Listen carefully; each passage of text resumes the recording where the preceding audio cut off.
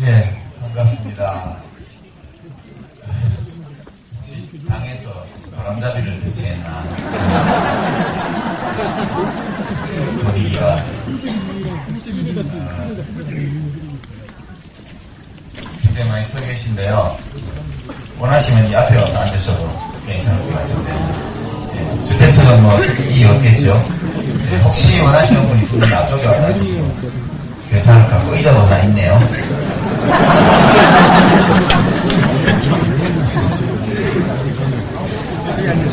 네, 여러분 반갑습니다. 우리 법과대학하고 자유전공학부가 힘을 모아서 오늘 강연을 마련하셨다고 들었습니다. 사실은 고려대학교에서 제가 강연 요청을 3건을 거의 동시에 받았는데요. 네, 총학생회에서 요청이 있었고, 또 이 강연 요청이 있었고, 어디 공과대학인가 어디서 또 있었는데, 어느 걸 먼저 어느 거를 해야 될지를 도저히 판단할 수 있는 객관적인 정의로운 잣대가 없어서 선착순으로 하기로 했어요. 제일 먼저 여기로 오게 되었습니다. 행사 준비해주신 우리 학생회 임원 여러분 감사드리고요. 또 저희 국민참여당하고 여기 저희 팬클럽 동네 모임에서 후원도 하신다고 돈 많이 줬나 모르겠네. 예, 하여튼 후원해주신 두 단체에도 감사드리고요. 여기 우리 대한민국에서는 호칭이 문화가 생애 최고 지위를 평생 동안 불러주는 게 예법으로 되어 있어서 그런지, 예, 장관 지냈고, 예, 끈들어진 지가 언젠데 아직도 장관 호칭을 들으니 그렇습니다. 지금 현직은 제가 국회의원 떨어지고 한 2년 반 가까이 2년 넘게 현직이 없다가 후보 이런 임시직 잠깐 하고 지금은 국민참여당 부설 참여정책연구원 원장이라는 매우 명예로운 현직을 가지고 있음을 참고로 말씀드립니다. 대통령을 배출한 명문대학에 와서 강연을 하십니다.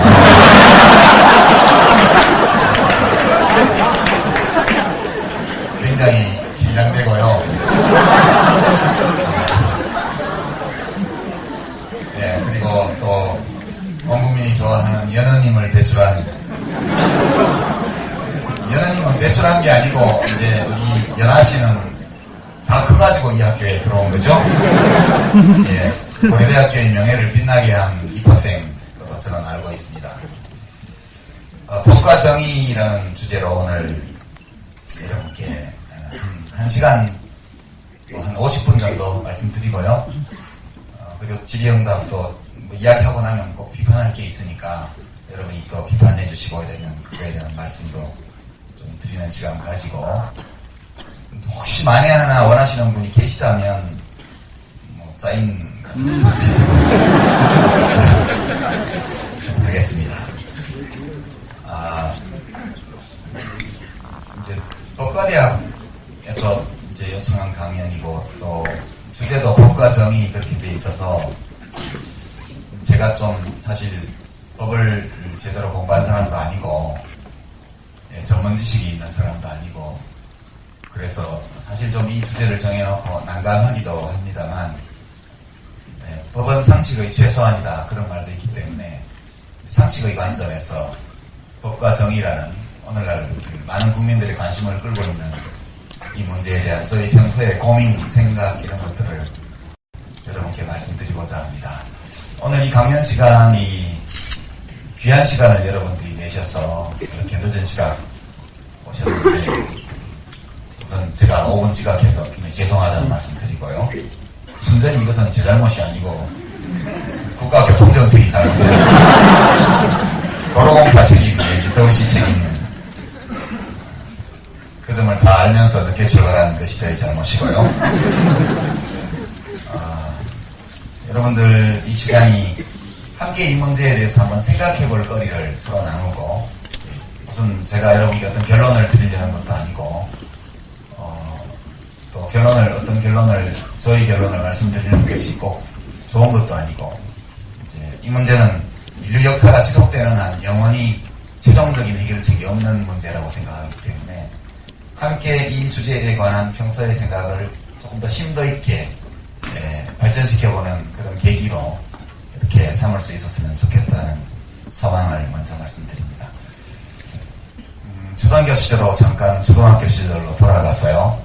제가 초등학교 다닐 때는 집에 피아노 있는 사람, 차가용 있는 사람 이런 거 손 들어가지고 가정환경조사를 했는데 요즘 그런 거 안 하죠. 제가 질문 하나 던질 테니까요. 여러분들 소신껏 손을 들어보시는데 서로 눈치가 보일지 모르니까 눈을 감고 한번 손을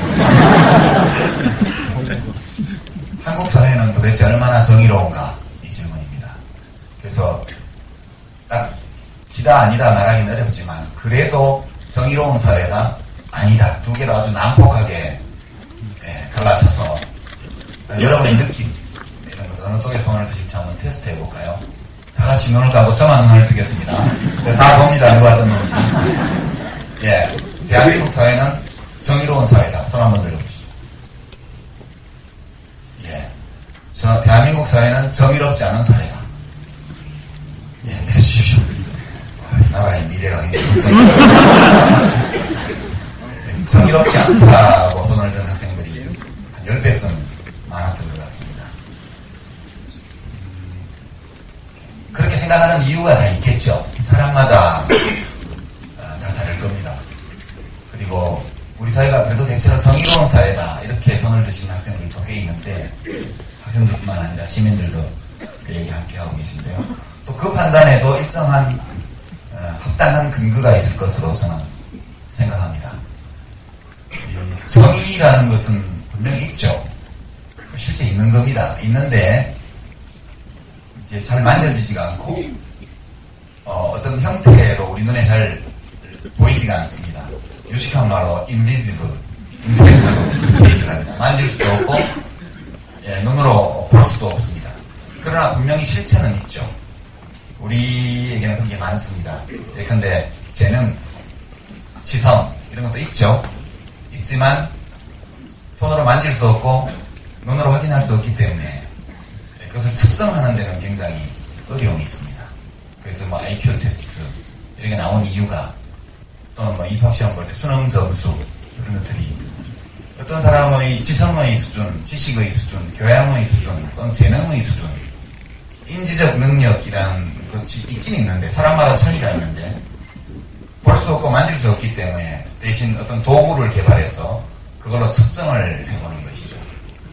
원래는 몸무게 이런 것도 분명히 있는 거지만 이렇게 들어봐서는 간접적으로만 느낄 수 있을 따름이죠. 저울을 발명함으로써 우리는 몸무게에 관한 정확한 인덱스를 확보하게 됩니다. 그런 것처럼 정의에 관해서도 어떤 지표가 있을 수 있죠. 인덱스를 만들 수도 있습니다. 그런 인덱스 중에 하나가 우리들의 직관을 계량화하는 것. 예를 들어서 전체 국민 가운데 우리 사회가 정의로운 사회다 이렇게 해서 yes 하는 사람의 비율로 어떤 사회가 어느 정도 정의로우냐를 측정할 수도 있겠습니다. 근데 오늘 이 강의실에 모인 분들이 좀 유별난 분들이었을지 모르겠는데 여러분들이 거수를 인덱스로 만들어 보면 되게 한국 사회의 정의 실현 정도는 되게 10% 미만이다. 오늘 강의실 분위기는 그런 것 같습니다. 되게 이제 이런 문제에 대해서 관심을 많이 가진 분들은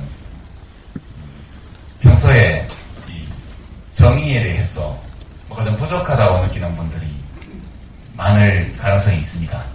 그렇죠? 자기에게 충분한 것은 별로 사람들이 갈구하지 않아요. 인간은 누구나 자기에게 좀 부족하다고 느끼는 것에 집착하는 경향이 있습니다. 현 정부의 공정사회 실현도 그런 것 중에 하나라고 봐야죠. 법과 정의의 관계에 대해서는 매우 명료한 그런 언어적인 설명이 가능합니다. 우리말에는 이게 전혀 별개인데요. 법, 정의, 뭐 한글로 쓰고 다르고 한자로 쓰고 다르고 다 이게 이제 밖에서 들어온 개념어이기 때문에 되게 원래 우리말이 있긴 한데 그런 우리말 대신에 번역된 말들이 사용됩니다. 제가 독일서 유학을 한 5년 했는데요. 우리 법과대학 학생들은 공부하면서 독일어 단어를 많이 접하죠. 법학에 대해서 있어서는 독일이 상당히 일찍 발달한 나라고 우리나라 법 체계가 이른바 대륙법 체계라고 해서 일본을 거쳐서 들어온 독일법의 체계가 우리나라 법학 또 법 체계에 많은 영향을 미쳤습니다.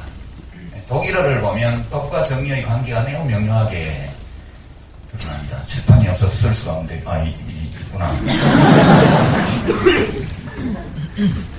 독일어에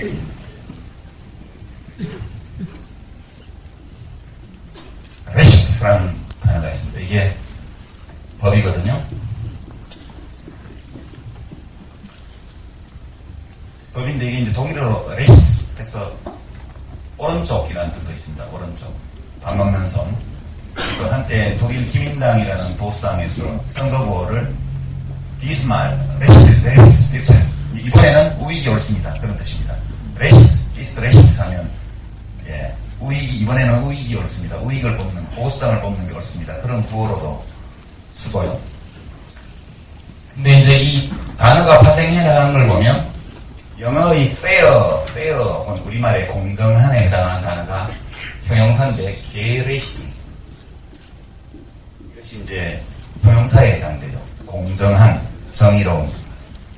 그리고 정의는 이 게레시트라는 단어를 다시 명사로 만들어 썼습니다.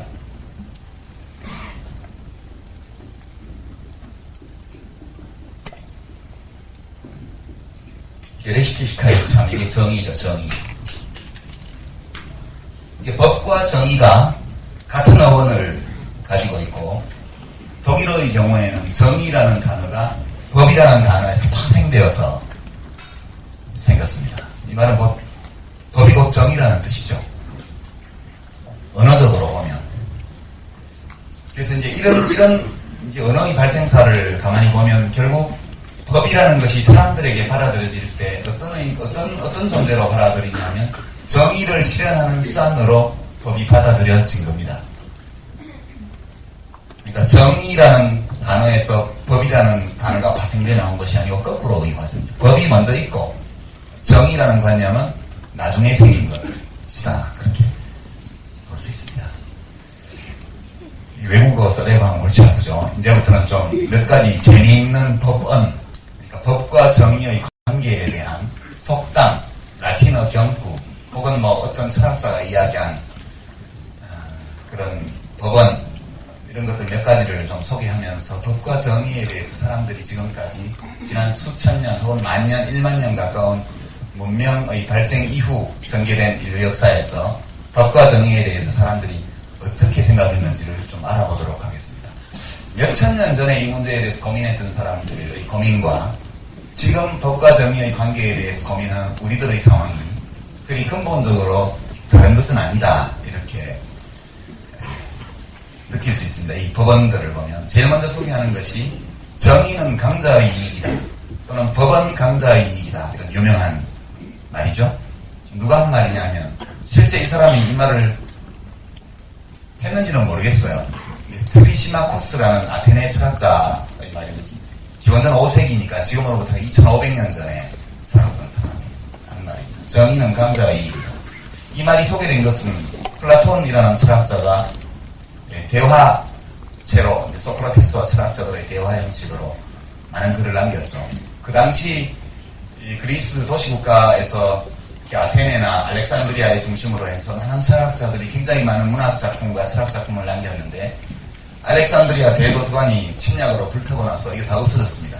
제목만 남아있는 경우가 많고 그 중에 일부가 아랍인들이 마케도니아에 쳐들어와서 알렉산드리아를 점령하면서 도서관을 불태우고 그 과정에서 일정한 양의 문서를 강탈해서 아랍권으로 가지고 가서 그걸 아랍어로 번역을 합니다.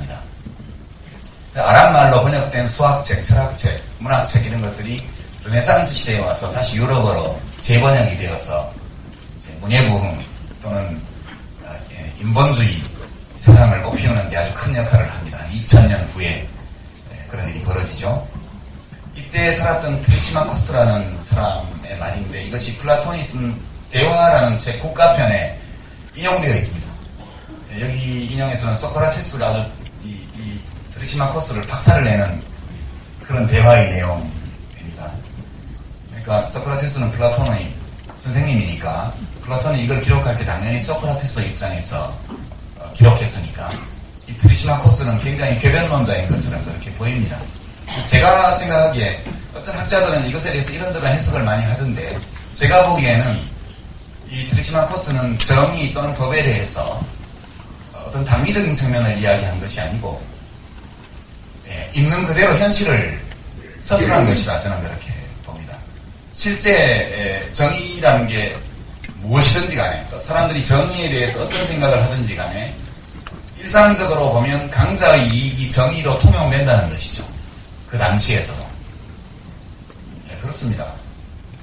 아리스토텔레스나 플라톤 경우에는 정의는 이따 얘기하겠습니다만 각자에게 합당한 몫을 주는 것 또는 선을 실현하는 것 이런 것을 정의라고 이야기했지만 그것은 어디까지나 철학자의 당위적인 이야기이고 당시 아테네 도시국가에서도 정의는 또는 법은 강자의 이익이었음에 분명하다고 이 트리시마코스는 본 거죠. 당시 여성을 거의 가축과 비슷한 동산으로 취급했던 시대고 플라톤이나 아리스토텔레스가 모두 노예제를 옹호했던 시대입니다. 오늘의 기준으로 본다면 당시 그 귀족정의 최고봉에 있던 철학자들이 노예제를 옹호하는 것은 아주 당연한 것으로 볼 수 있지만 그들이 이해하는 정의의 그 관념 속에 한 인간이 다른 인간을 재산으로 취급하는 것이 정의로운가에 대한 문제의식이 없거나 또는 그럴 수 있다고 생각했다는 걸 알 수 있습니다. 그러니까 선을 이루는 것이 정의다라고 생각했던 플라톤의 생각 또는 아리스토텔레스의 생각 역시도 그것이 강자의 이익을 일정 부분 반영하는 것으로 볼 수 있죠.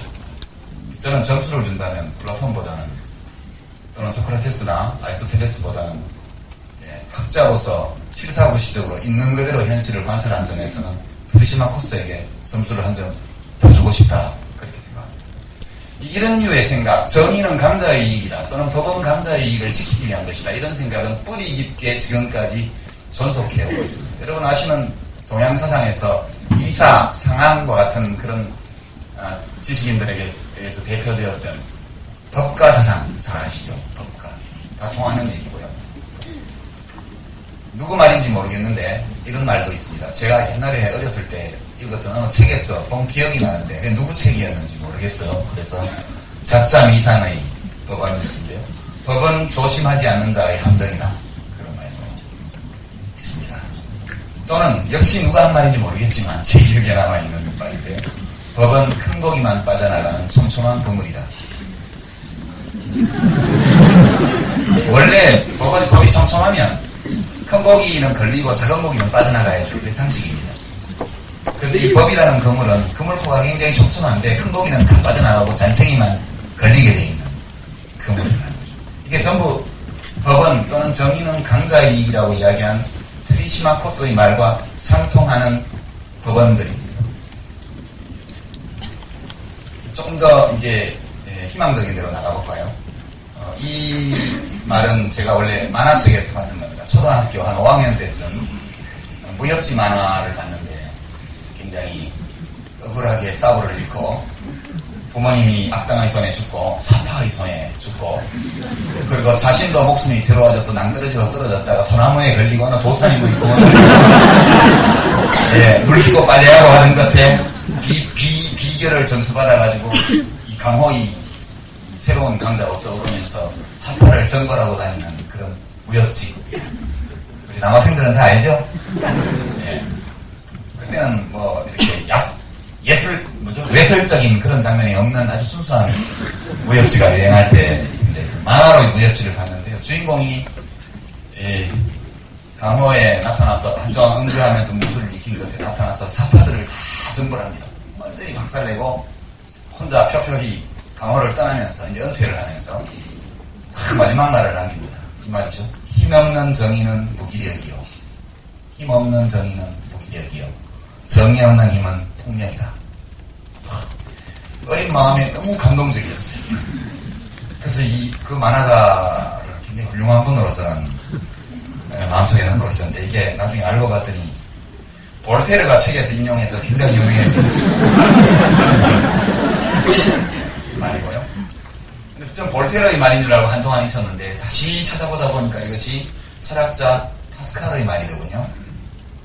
파스칼도 누가 한 말을 옮겼는지 모르겠지만 여하튼 파스칼이 한 말로 현재까지 제가 추적한 바로는 최초의 이 말을 한 사람은 파스칼로 알고 있습니다. 힘없는 정의는 무기력이고 정의 없는 힘은 폭력이다.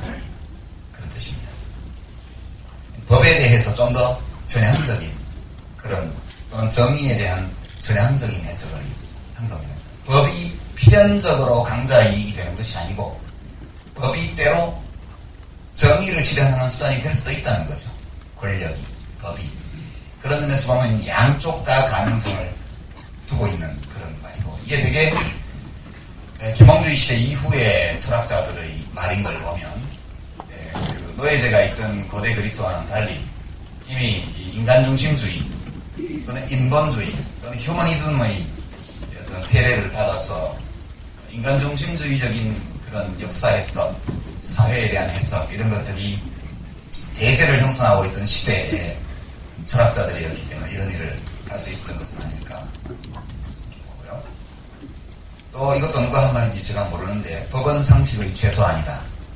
해석하면 법이 상식과 양식을 완전히 일탈해서 법이 오랫동안 존재할 수는 없다. 그런 뜻이었습니다.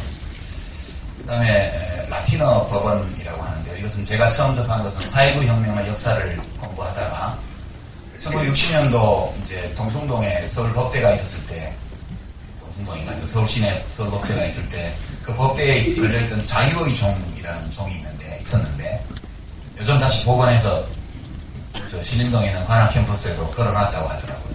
거기 써있는 문구입니다. 하늘이 무너져도 정의를 세워라. 하늘이 무너져도 정의를 세워라. 이게 서울법대의 모토였던가 봅니다. 고려대 법대도 비슷한 거 있지 않나요?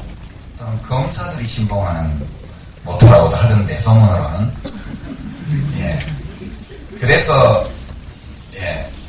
이것은 하늘이 무너져도 정의를 세워라. 그래서 라틴어 법원이라고 하는데 그 당시에 이미 초보적인 형태의 사법제도가 발달하는 그 시점부터 법이라는 것이 정의를 세우는 수단이라는 것이 인식되고 있다는 뜻입니다.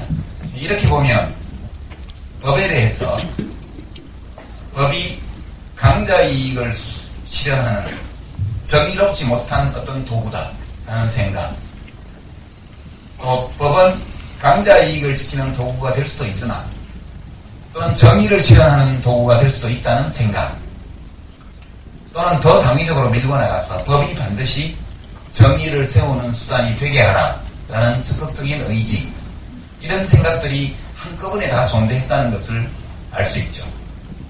모든 시대에 법과 정의에 대한 이런 관념들이 동시에 존재했을 것이다. 저는 그렇게 생각합니다. 지금도 마찬가지라고 보죠. 지금도 법에 대해서 서로 다른 해석, 관점, 철학이 있다고 저는 생각합니다. 그래서 오늘날 이 법과 정의의 관계에 대한 상반되는 여러 생각들이 어떻게 나타나고 있는가, 이것을 좀 살펴보겠습니다. 시간을 재가면서 해야 되니까. 서론 부분에서 시간을 벌써 너무 많이 썼네요. 조금 진도를 빨리 해보겠습니다. 요즘은 이제 이 법, 정의 관계와 관련해서 법치주의라는 말이 굉장히 유행합니다. 대통령부터 장관, 검찰총장 등등까지 다 등장해서 법치를 역설하면서 국민들 보고 법 지키라고 하고 안 지키면 재미없어, 그렇게 이야기하죠. 최근 몇 년간처럼 국가 권력을 장악하고 있는 사람들이 법치에 대해서 이야기한 적이 별로 근자에는 없는 것 같아요. 제가 여러분 나이였을 때 박정희 대통령이 계시고 또 전두환 각하께서 나라를 운영하고 계실 때 참 많이 들었던 이야기입니다. 법치가 곧 민주주의다. 그런데 정권교체가 이루어지고 김대중 대통령이 되시는 후부터 한 10년 동안은 별로 그런 말을 하는 관리들을 못 봤습니다. 그러다가 지난 2008년도부터 갑자기 텔레비전 뉴스 화면에 법치가 서지 않으면 민주주의가 없다. 법치가 없으면 선진국이 될 수 없다. 법치가 가장 중요하다. 무슨 대가를 치르더라도 꼭 법치를 세우겠다. 이런 말들이 엄청나게 유행하고 있습니다. 여러분 이런 말을 들으면 겁이 납니까? 겁까지는 안 나도 기분이 좋지는 않죠. 이분들에게 꼭 들려주고 싶은 이야기인데요.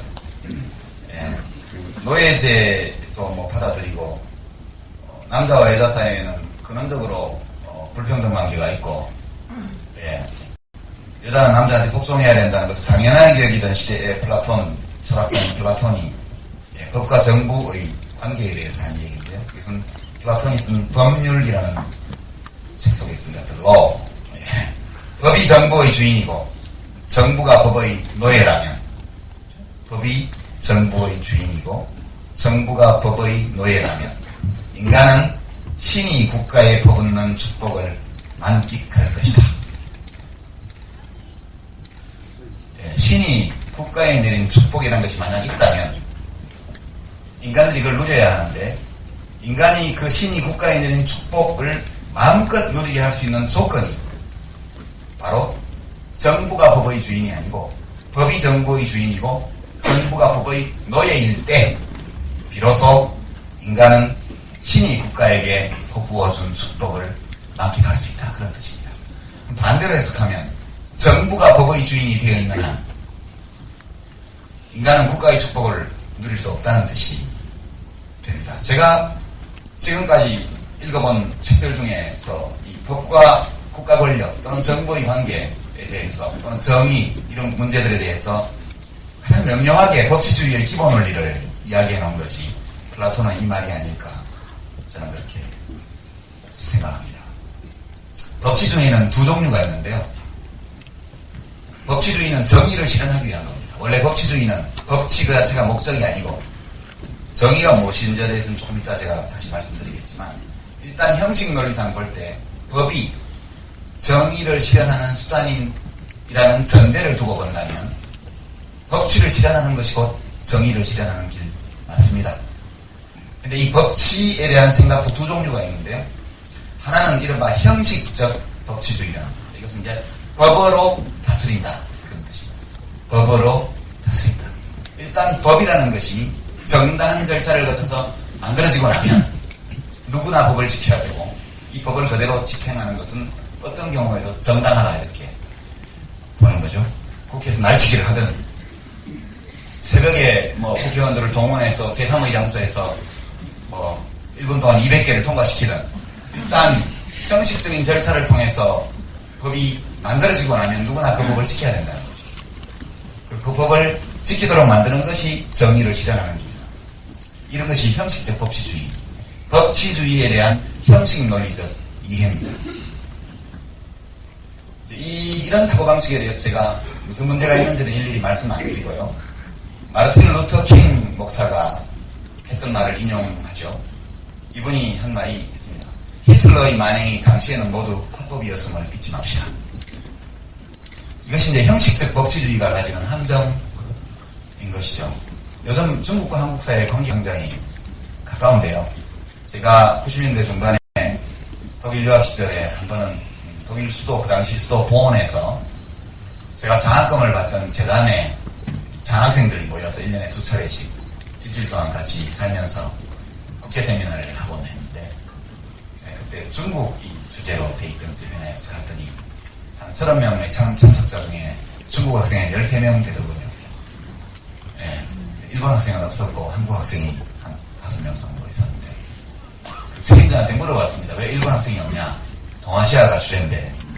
그랬더니 그 사람이 하는 말이, 한국, 중국, 일본 학생들을 한 자리에 모아놓고 동아시아 문제를 논하면 무슨 일이 벌어지는지 우리는 너무 잘 안다. 예, 중국 학생과 한국 학생들이 착당해서 일본 학생들을 완다시킨다는 거죠. 그래서 일본 학생들은 초대를 하나도 안 했다, 그렇게 얘기했어요. 그때 세미나를 하면서 제가 느낀 게, 그 당시, 지금은 어떤지 모르겠는데, 지금 중국 정부는 지금도 마찬가지죠. 중국 정부의 모든 입장, 최근에 노벨 평화상을 받은, 이름 뭐죠? 예, 뭐 이름이 좀 어려워서 가물가물한데, 예, 그분의 노벨상 수여에 대해서 굉장히 비난을 하고, 모든 것이 중국 법에 따라서 이루어진 합법적인 것이라고 강조했죠. 형식적 법치주의론. 히틀러가 했던 모든 일들이 다 합법적인 것이었다는 그 사례가 뭘까? 600만 명의 유대인들을 죽였습니다. 가스실에서 대량 학살하는 게 제일 많았죠. 이것이 불법적인 행위가 아니었어요. 그 당시 독일은 그 일을 하기 위해서 먼저 법을 만들었습니다. 안락사에 관한 법률. 안락사에 관한 법률. 먼저 안락사에 관한 법률을 만들었고, 그 안락사에 관한 법률에 의거해서 유대인들을 죽이기 이전에 집시, 중환자, 동성애자 이런 사람들을 가스실에 넣고 먼저 죽였습니다. 거기서 시운전을 해본 다음에 대량 생산 시스템, 대량 학살 시스템으로 가동하기 시작한 게 1940년대 좀 들어서 시간 지나고 나서 2차 대전 말기로 가면서 유대인들을 대량 학살하기 시작하죠. 그것은 공장과 같은 시스템이었습니다. 그러니까 사람을 잡아와서 모든 재산을 다 빼앗고 옷을 다 벗긴 다음에 그 다음에 가스실에서 죽이고 그 사람의 신체 속에서 돈이 될 만한 것들은 다 뽑아내고 그리고 시신은 화장 태워버리거나 걸어물어 쓰거나 그렇게 해서 600만 명을 유대인만 600만 명을 죽였습니다. 그것이 합법적인 행위였다는 거죠. 형식적 법치주의의 제일 큰 함정은 이겁니다. 정당성을 확보하지 못한 법이라 할지라도 그 법을 지켜야 된다는 생각이죠. 그 법을 집행해야 된다. 그러나 정당성을 갖추지 못한 법률에 대해서, 법에 대해서 형식적 법치주의에 입각해서 그것을 실현하는 것이 정의라고 주장을 하게 되면 합법의 명분 아래 인간이 상상할 수 있는 모든 범죄를 다 저지를 수 있다. 저는 그렇게 생각합니다. 대한민국은 히틀러에 비하면 어떤 분들은 박정희 대통령을 히틀러에 비하기도 하지만 정도의 차이가 있죠. 세상을 좋은 사람과 나쁜 사람으로 세상 사람을 나눌 경우에 좋은 사람 안에도 등급이 있고 나쁜 사람도 정도의 차이가 있는 것처럼 독재자라 할지라도 정도의 차이가 있습니다. 그러니까 어떤 독재자는 골목길에 사람을 세워놓고 그냥 총쏴 죽이는 독재자가 있는가 하면 어떤 사람은 그래도 법원으로 끌고 가서 형식적 재판이라 한 다음에 교도소 사형장에서 목을 매달은 독재자도 있죠. 정도 차이가 있습니다.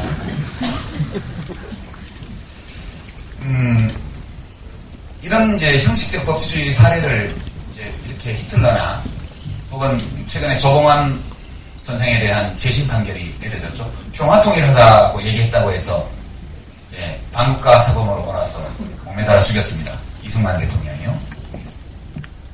이것에 대해서 지금 재심 절차에 들어갔습니다.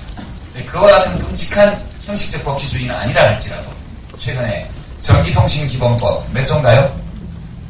인터넷에 정부 주장과 사실 다른 글 또는 사실에 착오가 있는 글을 올렸다가 정부를 화나게 하면 그 전기통신기본법에 걸립니다. 이 전기통신기본법은 표현이 약간 원래의 취지와 다르게 모호하게 되어 있어서 원래는 전기통신시설을 이용해서 사회혼란을 의도적으로 획책하는 이런 일들을 막기 위한 기술적인 입법으로 해놓은 건데 결과적으로 사람이 말을 하다 보면 사실이 아닌 것도 말하게 되고 또 이론적으로 틀린 것도 얘기할 수 있죠. 근데 그런 것을 처벌하는 법으로 지금 사용되고 있습니다. 검사들이나 판사들이 보기에는 이 전기통신기본법이라는 법조항이 있기 때문에 그걸 적용해서 처벌하는 것이 정의의 실현이다 이렇게 생각할지 모르겠지만 전기통신기본법의 정당성을 확보해준 법 논리는 그것과는 전혀 무관한 겁니다. 근데 단지 그 법이 있다고 해서 그 법을 가지고 걸어 넣을 수 있다고 해서 그 법으로 네티즌들을 처벌하고 있죠. 지금 이번에 공익근무요원인가요? 하다가 경찰에 소환조사 받고 자살한 또는 의문사한 그 젊은이의 경우에도 기본적으로 적용된 법규가 전기통신기본법입니다.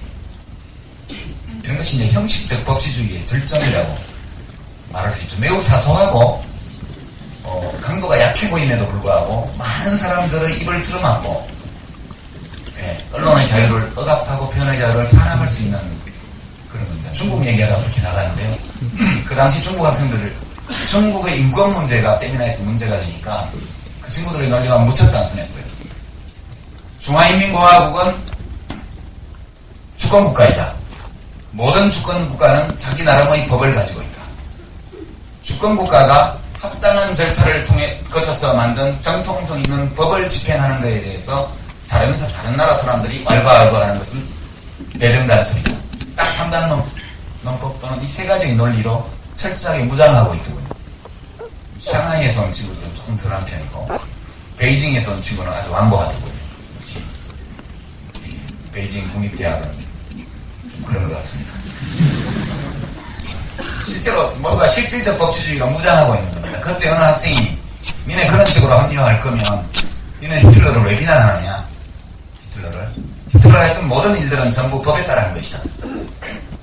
이렇게 반박하던 것을 봤던 기억이 납니다. 지금 우리 정부 또는 그 이전의 10년 동안 집권했던 이른바 민주정부에서도 이런 사고방식이 있었습니다. 형식적 법치주의.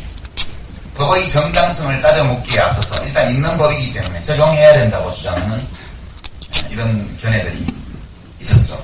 그러나 지금은 이것이 지배적 견해가 된 것 같습니다. 우리 정부에. 그런 점에서 대통령께서 고대 법대를 나오셨더라면 좀 나았지 않았을까. 근데 고대 법대 나오신 국회의원들도 하는 거 보면 별로 다르지 않은 것 같고요. 법치주의의 다른 관점이 실질적 법치주의라는 건데요. 만약 형식적 법치주의라는 것을 법으로 다스린다, 이런 관념으로 해석한다면 실질적 법치주의는 법이 다스리게 하는 겁니다. 법이 다스리게. 혹은 법에 따라 다스리는 겁니다. 이때 법에 따라 다스린다는 것은 이 법이 합법성을 가지고 있을 뿐만 아니라 그 제정 과정에서 또는 운영 과정에서 합법적일 뿐만 아니라 정당성을 확보하고 있어야 된다. 그런 뜻입니다. 그러니까 악법도 법이다 라고 하는 것은 다분히 형식적 법치주의 논리, 실질적 법치주의의 논리에 따르면 악법은 고쳐야 된다. 이게 이제 악법이 있다면서 정당한 법, 좋은 법으로 바꿔야 된다는 것이 실질적 법치주의 관점입니다. 그러면 법의 정당성을 묻지 않고 법을 집행하는 것을 정의로 여긴다면, 그죠? 그런다면 세상이 어떻게 될까? 좀 과거로 좀 다시 돌아가 보죠. 국가보안법이 폐지가 되지 않고 지금까지 왔습니다. 어떤 분들은 노무현 대통령께서 이 법을 못 없앤 거에 대해서 아주 비판을 하면서 그렇게 하고, 지금도 그렇게 하고 있죠. 근데 법은 대통령이 없앨 수 있는 게 아니잖아요. 당시에 박물관으로 보내야 된다 이렇게 명료하게 얘기했지만 당시 과반수를 가지고 있던 집권당에서 하지 못했죠. 야당이, 당시 한나라당이 점거 의회를, 국회의사당을 점거하고 이렇게 하고 있었기 때문에 경위권을 발동해서 끌어내고 탄핵할 때처럼 통과를 시켰으면 됐을 겁니다. 원래 국가보안법은 반공법, 국가보안법 다 그런 식으로 만들어진 법이거든요. 만들 때부터 야당 의원들이 반대 농성을 하고 그것을 경위들을 시켜서 끌어낸 다음에 처리한 법들입니다. 원래 만들어질 때. 없어질 때도 당연히 같은 절차에 의해서 없어지는 게 이 국가보안법의 문제를 보면 이른바 형식적 법치주의와 실질적 법치주의의 차이를 금방 알 수 있습니다. 여러분들은 어떻게 생각하세요? 틀린 의견을 말하는 사람에게 합당한 벌 뭘까요? 감옥에 가두는 거? 감옥에 가두면 그 사람의 생각이 바뀝니까? 틀린 생각을 말하는 사람에 대한 좋은 대응은 올바른 생각을 이야기해 주는 것이죠. 그렇습니다. 공부를 잘 못하는 학생을 두들겨 패는 것이 적절한 해법이 아닌 것처럼 공부를 잘 못하는 학생은 공부를 더 잘 가르치셔야죠. 틀린 의견을 얘기하는 사람 또는 사회 구성원 대다수가 터무니없다고 이야기하는 그런 생각을 말하는 사람에 대한 올바른 대응은 그 사람과는 다른 의견 또는 더 많은 사람들이 옳다고 생각하는 의견을 진지하게 전해주는 겁니다. 그 사람이. 그렇게 해야 생각이 바뀌죠. 국가보안법은 권력 가진 사람들이 여기에는 대통령, 장관, 검사, 판사, 헌법재판관, 언론사 경영진, 오너 다 포함됩니다. 대한민국에서 이른바 기득권층 또는 크고 작은 이러저러한 권력을 가지고 있는 사람들이 싫어하는 견해예요. 북한하고 사이좋게 지내야 된다든가, 연방제를 할 필요가 있다든가, 평화통일을 해야 된다든가, 북에다가 뭘 줘야 된다든가, 이런 주장들은 그분들이 싫어하는 거예요. 또는 3대 세습을 찬양한다든가. 이걸 국가보안법으로 처벌하게 되겠죠, 지금. 그러면 이제 우리 북한 동포들은 되게 이제 어떻게 살아왔냐 하면 고종 황제 폐하가 다스리던 국가에서 어느 날 봤더니 일본 천황 폐하가 보낸 총독이 와서 다스리는 나라가 되었고, 그런 다음에 장군님이 오셔서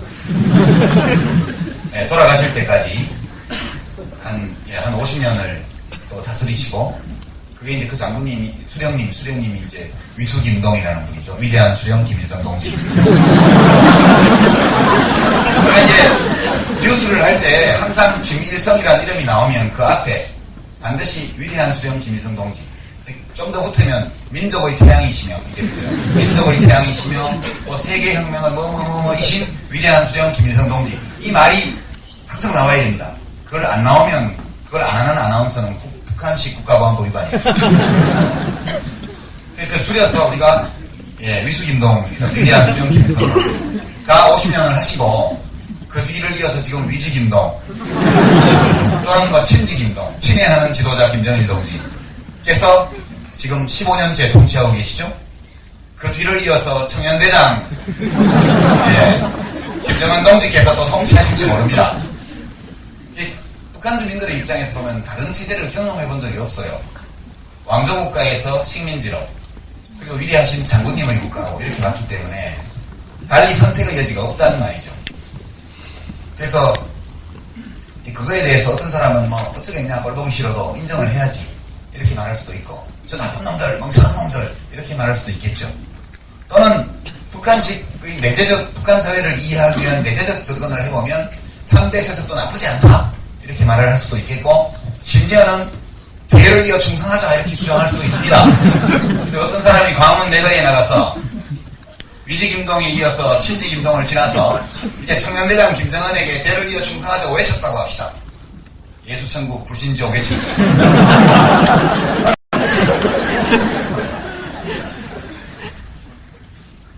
우리가 예수천국 불신지옥이라고 외치고 다닐 때 그분에 대해서 뭘 합니까?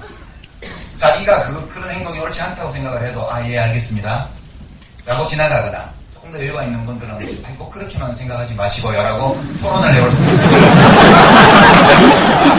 그러나 그러니까 우리나라가 기독교 신도가 뭐 5%밖에 안 된다고 해서 그렇게 가정한다 할지라도 그 사람이 그렇게 전철역 앞에 떠들고 다닌다고 해서 감옥에 잡아다 두는 것은 옳은 해법이 아니죠.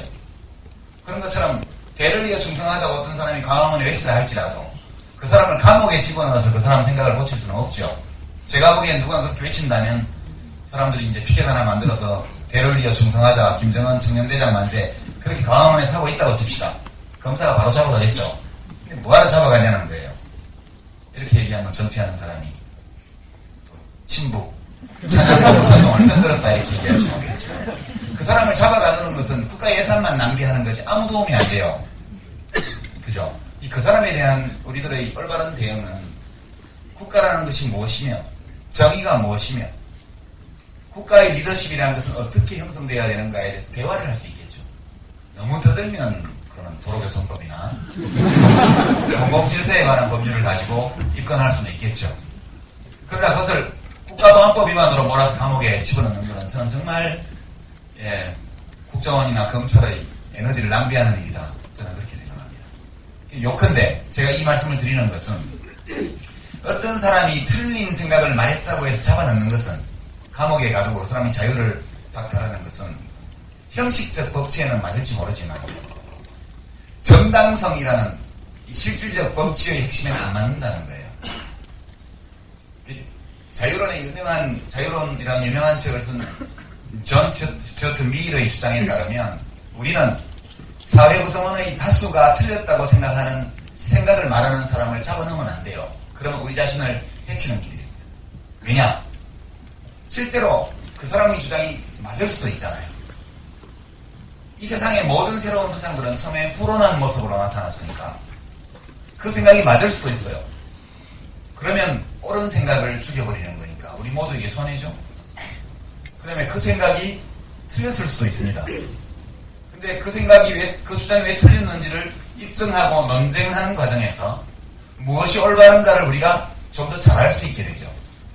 그죠? 모든 진리는 검증을 통해서 확인되는 것이기 때문에 틀린 생각을 누군가 얘기한다는 것은 옳은 생각이 옳은 이유를 입증해내고 우리가 그것을 확신해내는데 아주 큰 기여가 된다는 것이죠. 그러니까 소수의 의견, 틀렸다고 다수가 생각하는 의견을 봉쇄해서는 안 된다고 얘기합니다. 저는 그런 입장을 지지합니다. 위직임동, 친직임동, 청년대장 이 문제에 관한 저희 말을 혹시 기자분이 계시다면 또 오해하시기 마시고 이런 말 안 해야 되는데 걱정이 돼서 논리적으로 하다 보면 거기까지 얘기가 가게 돼 있어요. 근데 거기까지 얘기를 하고 보면 뭐 북한 찬양도 방관해야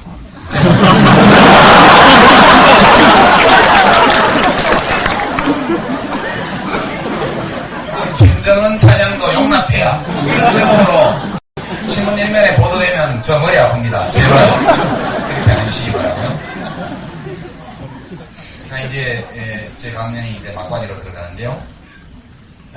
그럼 도대체 정당성이라는 것은 그 법이 정의를 실현하는 수단으로 인정받을 때 생기는 겁니다. 그럼 도대체 정의란 뭐냐? 최종적으로 법과 정의의 관계에 대한 마지막 단락으로 지금 들어갑니다. 우리 모두에게는 정의감이라는 게 있습니다. 그렇죠? 여러분의 마음속에도 정의감이 있죠.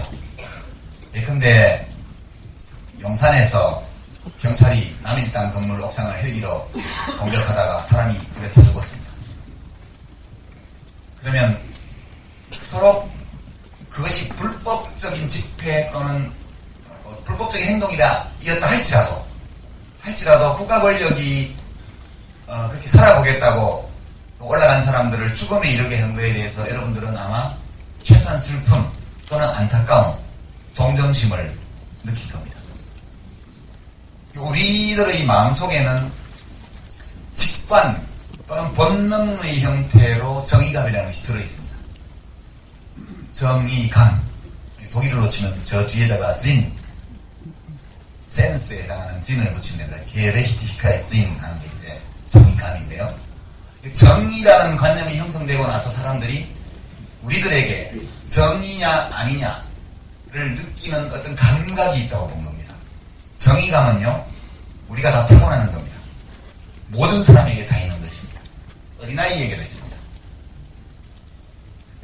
그러니까 논리적으로 이것이 무슨 문제일까를 따져보기 전에 어떤 사태를 봤을 때, 몹시 정의롭지 못한 어떤 사태를 봤을 때 우선 기분이 나빠지거나 화가 나거나 슬퍼집니다.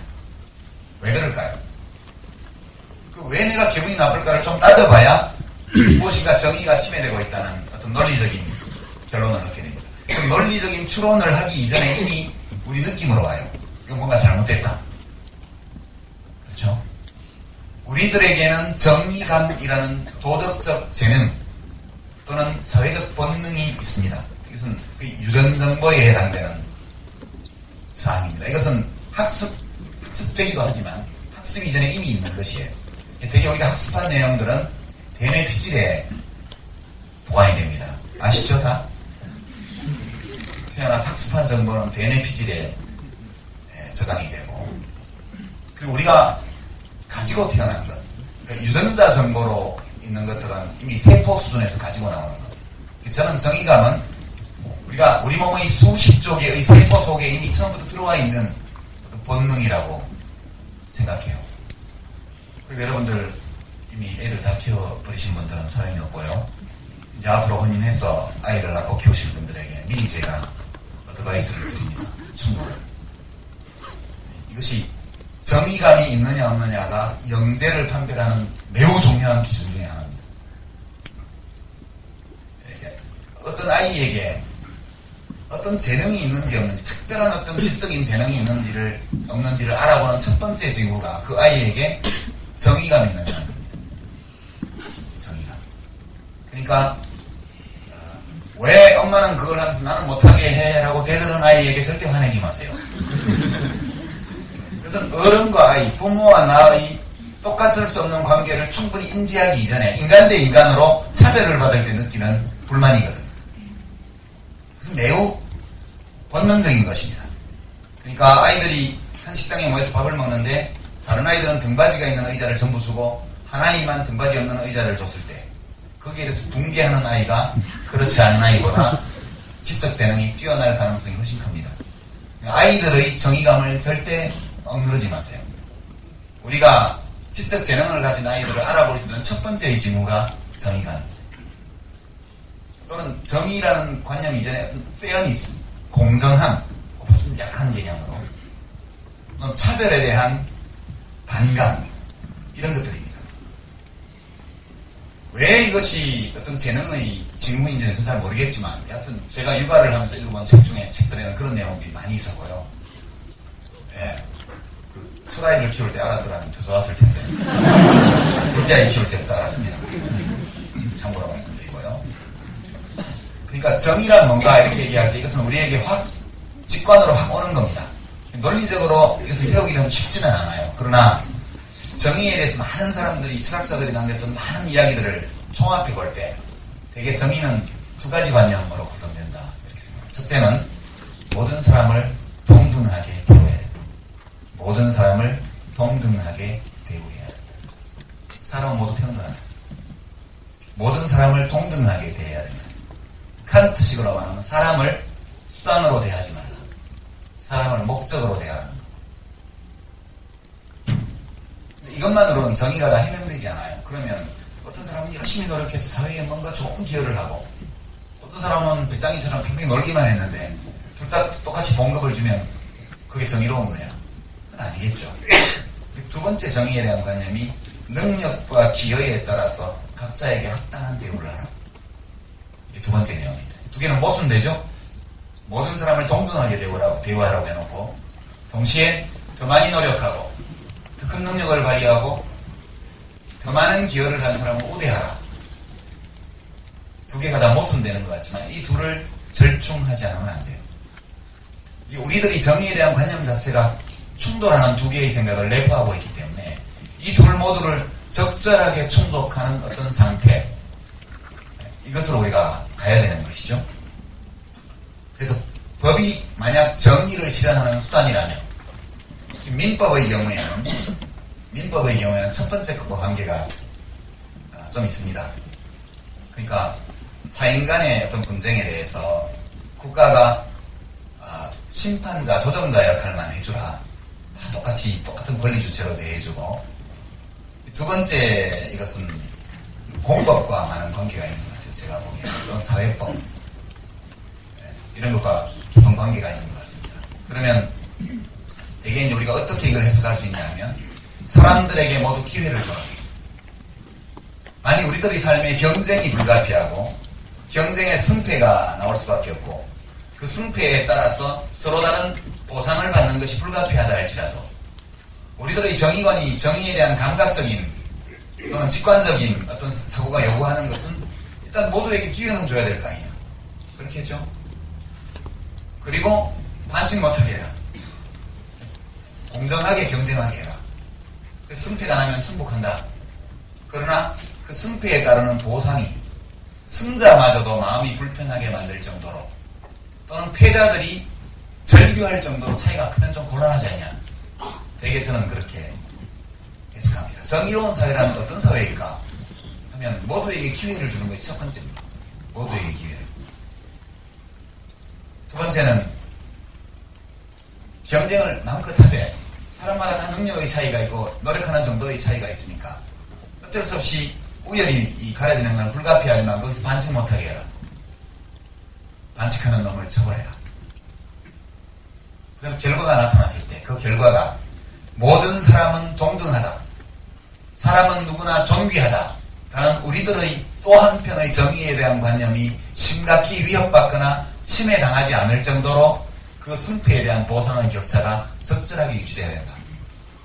되게 이런 정도가 정의에 대한 아주 폭넓게 공감할 수 있는 관념이 아닐까. 그리고 법이 정의를 실현하는 수단이라면 바로 사회를 이런 상태로 만드는 데 기여하는 법이라야 비로소 정당성을 가진 법이라 할 수 있고, 끊임없이 이런 법을 만들기 위해서 노력하고 그 원리의 취지대로 법을 집행하려고 한 사회가 노력할 때 법치주의가 성립되는 것이다. 법치주의는 결코 권력자가 자기 마음대로 법을 가지고 다스리라는 게 아닙니다. 법치주의는 기본적으로 권력자가 법에 따라 권력을 행사하라는 거죠. 권력자가 법 위에 설 수 없고 권력 가진 사람조차도 법 아래에 똑같은 위치에 서 있어야 한다. 그리고 모두에게 공이 적용되어야 되는 이 법은 우리가 가지고 있는 정의에 대한 관념에 비추어서 합당하고 정당성을 가진 법이어야 된다. 만약 정당한 법이 있음에도 불구하고 이것을 자의적으로 해석해서 편향되게 적용하거나 또는 오남용하는 사례가 있다면 그 권력을 굴복시키는 것이 법치를 실현하는 길이요. 또한 이 법의 내용에 어떤 정당성의 문제가 있다면, 정당성이 결여되어 있는 법이라면 이것이 정당한 법이 되도록 그렇게 꽂혀나가는 것이 법치주의를 실현하는 길이다. 제가 이제 준비한 내용 중에 법치주의의 핵심 내용, 그러면 그 정당성을 확보하기 위한 법치주의의 핵심 내용이 뭐냐, 이렇게 볼 때 모든 법은 첫 번째로 기본권을 보장해야 돼요. 또는 소극적으로 말하는 기본권을 침해하면 안 됩니다. 우리 헌법 제10조부터 37조까지 있는 시민의 기본권, 이것의 본질적 내용을 침해하는 법은 정당하지 않습니다. 두 번째, 법은 적법 절차를 거쳐서 만들어진 것이어야 하고요. 세 번째, 우리들이 만드는 법이 권력의 분립에 대한 원리를 침해하면 안 된다는 겁니다. 그 다음에 다른 기술적인 요소도 있지만 또 하나 중요한 것은 행정은 법률에 따라서 적법하게 이루어져야 되고, 그리고 공권력 행사는 예측 가능해야 된다. 이런 요소들이 전부 법치주의의 핵심을 이루는 내용들입니다. 이런 것들은 좀 다소 이론적이고 전문적인 내용이라 저도 잘 이해가 안 되는 대목도 있고 해서 생략하도록 하고요. 이런 것으로 그렇게 하고, 우리 사회는 정말 법치주의를 제대로 세워야 한다는 긴급한 과제에 직면해 있다. 그렇게 생각합니다. 지금 법에 대한 존경심, 법에 대한 존중심, 이런 것들이 급격하게 와해되어가는 중이고, 원래 이 법치주의와 무관하게 법이 법률 조항들이 오남용되는 사태가 너무나 많고, 그렇습니다. 그래서 법치주의 없이는 민주주의 없다. 법치주의 없이는 선진국으로 가지 못한다. 이 모든 말에 동의합니다. 그러나 이때 제가 생각하는 법치주의는 오늘날 대통령이나 법무부 장관이 생각하는 것과는 전혀 다른 측면에서 형식적 법치주의가 아니라 실질적 법치주의 관점에서 우리 사회는 정말 법이 바로 서는 사회로 가야 된다. 저는 그렇게 생각합니다. 이 마지막 대목을 보도해 주시면 대통령께서 좋아하실 것 같습니다. 이런 정도 제 강연을 마치고요. 이제 한 30분 정도 질의응답 시간을 갖도록 하겠습니다. 고맙습니다.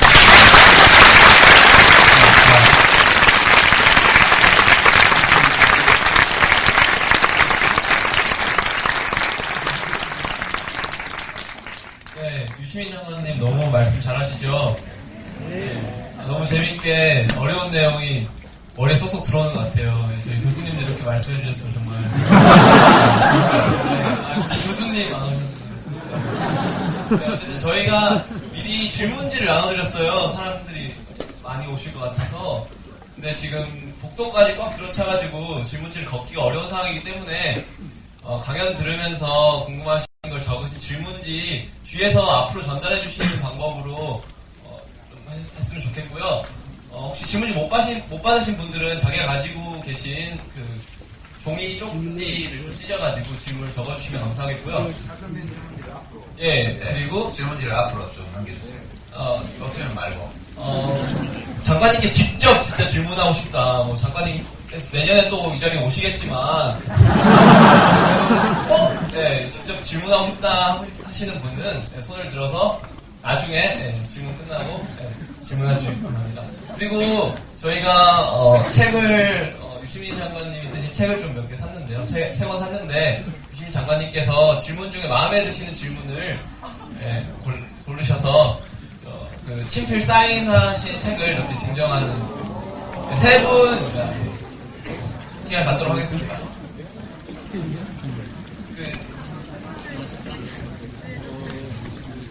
집행부 식구님들께서는 좀 나와서 도와주시면 감사하겠습니다.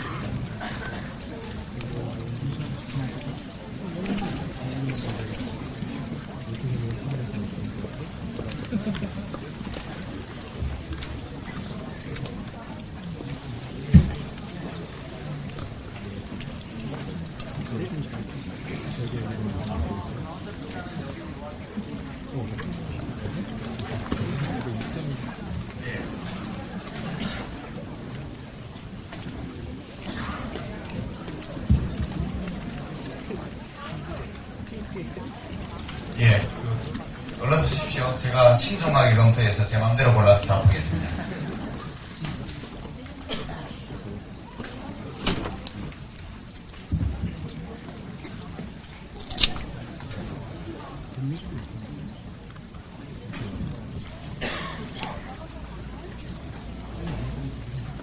저도 좀 옷도리를 벗고 가겠습니다. 조금 덥네요.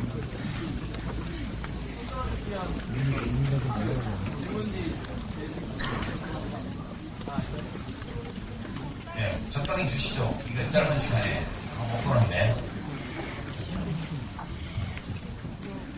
저희 오늘 질의응답으로 소화 못하는 질문지들은 저희 돌아가서 연구원에서 좀 잘 살펴서 통계를 해서요. 학생들이 주로 어떤 점에 대해서 의문이 많은지 이런 것들을 좀 챙겨서 앞으로 반영하도록 그렇게 하겠습니다. 주시죠.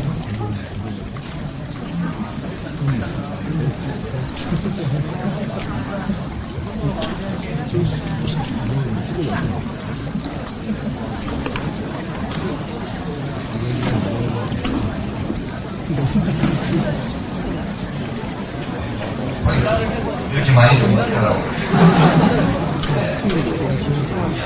볼까요? 예. 뒤에서 전달 오는데 앞으로 전달 좀 해주세요.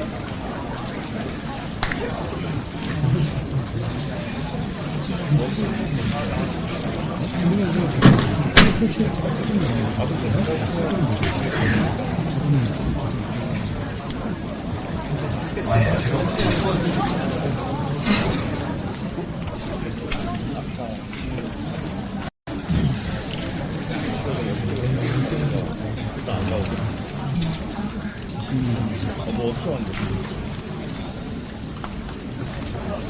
예, 그 정치적인 질문들도 많이 나오는데 우리 학술적 강연인 만큼 지나치게 노골적으로 정치적인 질문에 대해서는 조금 제가 삼가하고요. 적당한 수준의 정치 질문은 소화를 하겠습니다.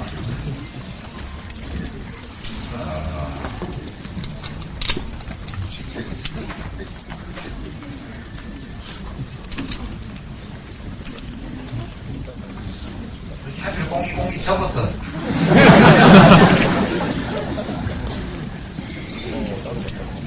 예. 아이고, 장관님 책 써주시면 안 돼요.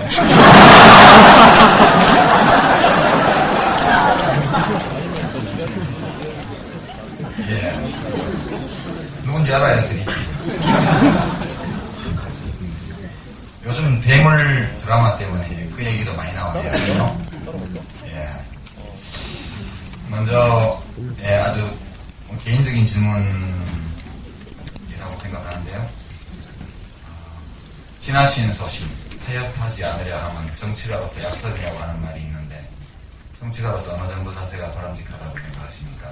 정치적인 질문이긴 한데, 이렇게 노골적이지 않아서 제가 먼저 말씀드리면요. 이게 참 답이 없어요, 이 문제는.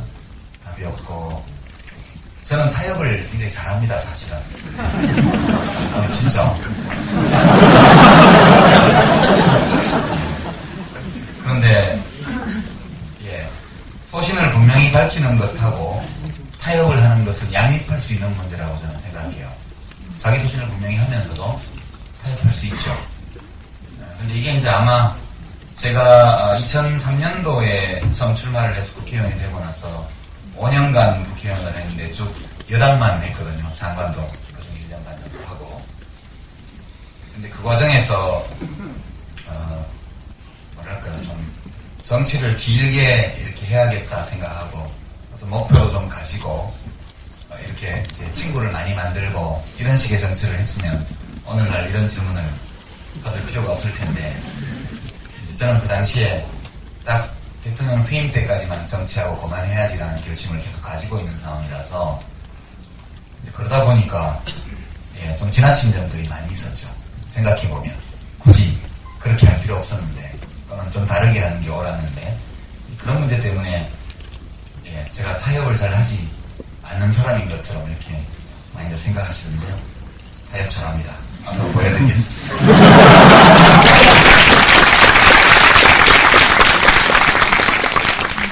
그러면 얼마 전 논란되었던 국회의원 연금법, 이게 국회의원 연금법은 정당성을 확보하고 있다고 생각하시나요? 교육학과 공학번 학생인데요. 이거는 정당성이 없죠. 이제 국회의원 연금법이 아니고 헌정회 지원법이에요. 이제 국회의원을 하고 그만둔 사람들은 헌정회라는 친목단체를 합니다. 근데 이 헌정회에서 내는 책자를 보면 너무 개성망측해서 저는 헌정회원이 되고 싶지 않아요. 현직에 있을 때는 회비도 내고 그냥 원천징수 떼가니까 했는데 하루는 전화해서 거기 사무 책임 보고 있는 분한테 앞으로 우편물이랑 보내지 말라고 제가 얘기를 했습니다. 별로 받고 싶지 않다고 거기서 나오는 것들이 거의 어버이연합에서 나오는 것 비슷합니다. 그리고 이게 이제 일종의 상조회인데 상조회는 상조회답게 회비로 운영하는 게 원칙이고요. 국회의원 했다고 해서 특별히 이런 걸 받아야 될 합당한 이유는 없다 이렇게 생각합니다. 다만 상조회니까 그건 이제 한때 그래서 입법 활동을 했던 영예로운 그런 일을 했던 사람들로서 혹시 65세 넘어서 다른 공적 연금도 못 받고 불우한 처지에 있는 그런 회원이 있다면 회비로 기본으로 하고 또 필요하다면 국고 지원도 조금 받아서 그렇게 상조회적인 활동을 하는 것은 좋다고 봐요. 그러나 지금 이렇게 막 몇백억씩 그렇게 몇십억씩 한 1년에 이렇게 쓰고 앞으로 세월 가면 자꾸 오래 사니까 전직 국회의원도 엄청 많아질 텐데 그걸 얻어먹을 국고에서 그 돈을 얻어먹을 그런 정당성은 없다 이렇게 생각합니다. 이게 좋은 질문인데요. 이 학생 누군지 성함 들어보세요. 실질적 법치주의를 강조하신 데 공감합니다. 그런데 그것을 이루는 방안이 사실 너무 추상적인 것 같아서 그에 대해서 좀 말씀해 주시면 감사하겠습니다. 누구세요? 없어요? 예. 구글제 민주주의를.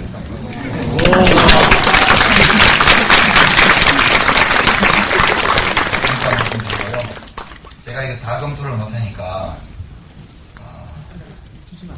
한미 FTA G20에 대한 입장 말해달라 이런 얘기도 좀 있고 별도의 강연이 필요한데 오늘 이 시간에 다 소화를 못할 것 같아요. 이것도 좋은 질문이에요. 이건 다 정치적인 질문인데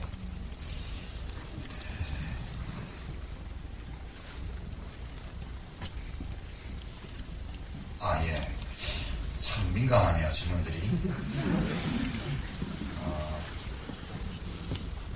우선 좀 눈에 띄는 거 2개를 해볼까요? 책을 드릴 정도로 아까 책 드린 학생 질문을 조금 소화하기 전에 먼저 경희대학교 학생이 오셨네.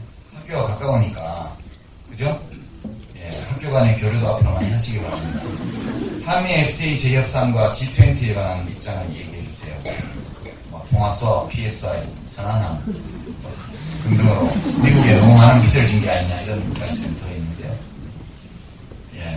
한미 FTA 재협상은 지난번에 협상안을 타결을 할 때 양국 간의 이익균형에 도달했던 거거든요. 서로 좀 손해보는 부분도 있고 이익보는 부분도 있고 해서 전체를 놓고 이익균형을 만들어서 양쪽이 다 행정부에 사인하고 국회 비준 동의를 잘 들어간 건데 한국서는 비준 동의하는데 문제 없을 것 같아요. 한나라당이 다수이기 때문에 그냥 적법한 처리만 하면 통과가 될 것 같고 미국 쪽이 문제인데 중간선거에서 공화당이 이기고 나면 오히려 공화당은 또 근데 FTA 찬성이라 어떨지 모르겠지만 하여튼 민주당 자체에 반대가 많기 때문에 재협상을 하게 되면 지금 하고 있는 것 같은데요.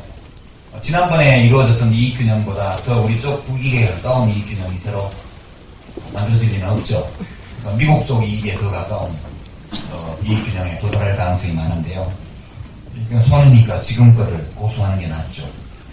안 하려면 말든다 지금이라도 그렇게 보고요. G20는 원래 제 입장은 그렇습니다. 그렇게 중요한 20개국 정상들이 모여서 하면 해야 될 게 이제 빛과 같은 속도로 이동하는 국제투기자본의 움직임을 제동을 걸 수 있는 그런 토빈 텍스, 여러분 나중에 가셔서 토빈세가 뭔지에 대해서 한번 검색해 보시기 바랍니다. 이것은 환전을 한번 할 때마다 아주 적은 비율의 수수료를 물리는 제도입니다. 원래 제임스 토빈이라는 이 노벨 경제학상 수상자가 이 아이디어를 낸 것은 자동차로 치면 변속 기어가 너무 예민하게 움직이기 때문에 차에 문제가 생기는 거하고 똑같다. 금융자본이 너무 빠른 속도로 국경을 넘나다니기 때문에 0.001%의 금리차만 가지고도 지구 반대쪽으로 1초 안에 날아가니까 이것은 인간의 생산활동이랑 전혀 무관한 완전 투기적인 것이다. 여기에 한 번씩 환전할 때마다 아주 적은 비율의 거래세, 거래세만 도입을 해서 여기는 이제 말하자면 너무 빨리 움직이는 자동 기어에 훅을 끼얹어서 기어를 수동 비슷하게 바꿀 수 있는 거 아니냐. 그 돈은 각국 정부에서 넣는 것이 아니고 국제기구에서 모아서 그 제3세계 공부에 대한 지원이라든가 인터자원 개발이라든가 이런 데 쓰면 지구촌의 야도크를 막을 수 있다. 이런 아이디어를 원래 냈던 겁니다. G20 모였으면 그런 많이도 하시고요. 요즘 공정무역 얘기 많이 나오지 않습니까? 그냥 기업들이 무역해서 이윤만 많이 남길까? 그것도 중요하지만 그와 어울러서 지금 유럽연합이 지역 내 시장 통합을 할 때 이른바 소셜 차트라고 해서 그 사회정책 기준이 있습니다.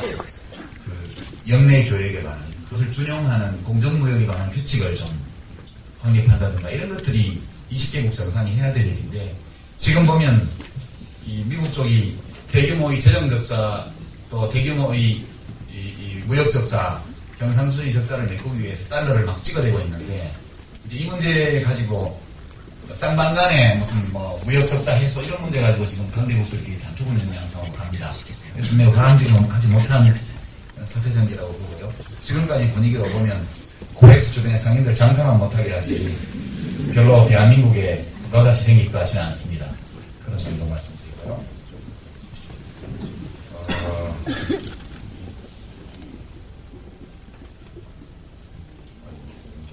센 질문이다.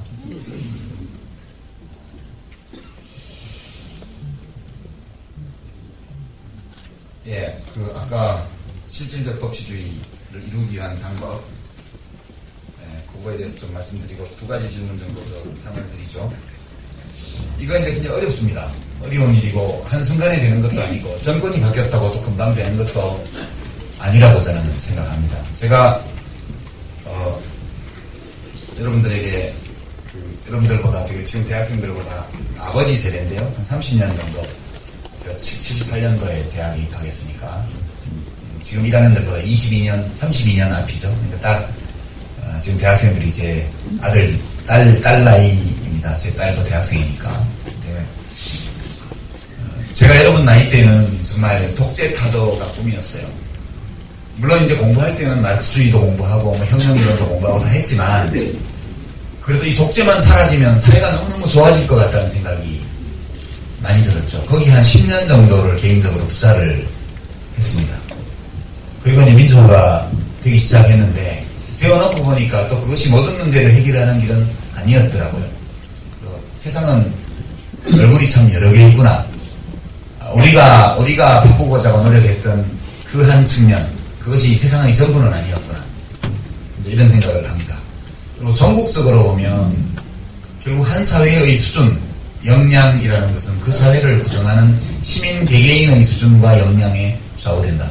저는 그렇게 생각합니다. 예전에는 그런 시민들 개개인의 의식을 더 발전시키고 사유의 폭을 깊게 만들고 정신적 성숙을 가져오기 위한 어떤 활동들 이런 것들에 대해서는 조금 가볍게 생각을 하고 그거보다는 제도 개선이 훨씬 중요하다. 제도를 바꿔야 된다. 이렇게 생각을 했는데 지금 이렇게 저희 이 사회생활 30여 년을 돌아놓고 보면 단기적으로는 제도 변화를 통해서 많은 진전을 이루는 것처럼 보이지만 일종의 바이메탈의 원리처럼 시민적 성숙, 시민 개개인의 어떤 발전과 성숙이 없이는 한때 이쪽으로 나왔던 제도가 다시 옛날 모습으로 회귀하는 것을 보게 됩니다.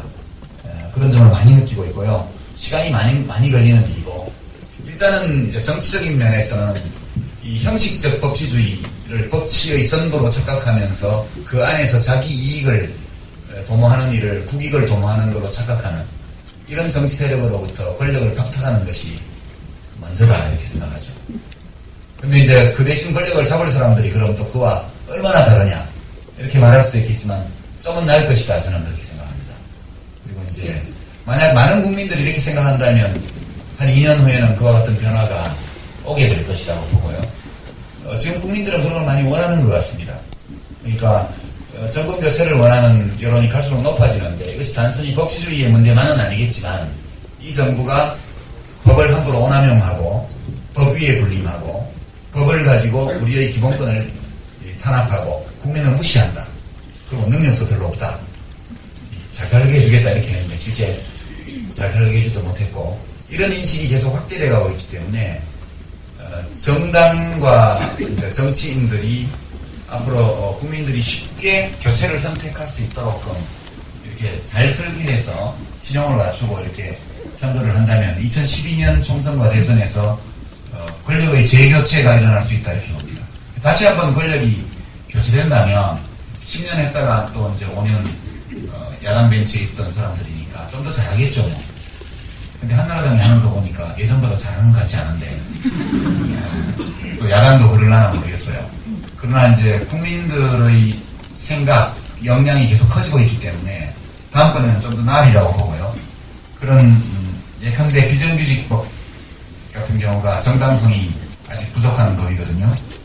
지금 시장에서 벌어지는 자유계약에 의해서 벌어지는 일이라고 해서 국가가 등한히 하고 있는데 예컨대 똑같은 모닝 자동차를 만드는데 어떤 공장의 정규직들은 연봉을 6천원을 받고 비정규직만 고용한 동이오토 같은 데서는 최저임금 겨우 받는다. 그러면 이것은 옳지. 우리들의 정의에 대한 직관적 관념으로 볼 때 똑같은 모닝 자동차, 시장에서 똑같은 가격으로 팔리는 자동차를 만드는데 본사에서 만드는 사람은 연봉 6천원을 받고 그리고 협력업체에서 비정규직만 고용해서 만드는 그 오토, 동이오토라는 그 회사에 있는 사람은 최저임금 겨우 벗어나는 돈을 받고 만든다. 이것은 같은 일을 하는 사람은 또는 같은 기여를 하는 사람은 같은 대우, 같은 보상을 받아야 된다는 우리들의 정의에 대한 관념을 심각하게 침해하죠.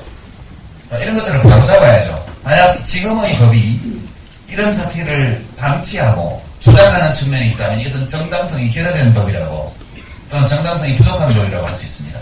그런 것들을 바로잡아야겠죠. 정치적인 변화뿐만 아니라 법제적인 변화, 시민의식의 변화 이런 것들까지 다 포함되어서 사회 진전이 이루어지기 때문에 특별한 한두 가지의 방법으로 되긴 좀 어렵다 이렇게 생각을 합니다.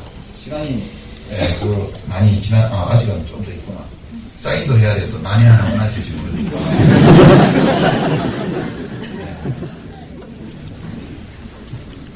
예, 다른 질문 한번 보죠. 또 있나요?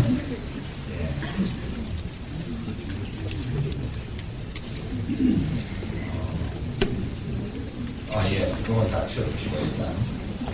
이 질문한 학생은, 메일로 답해달라고 하는데요. 미선76. 한메일.net으로 답해주세요. 손 한번 들어보시죠. 예. 경제학 카페를 질문과 관련된 채트가 있죠.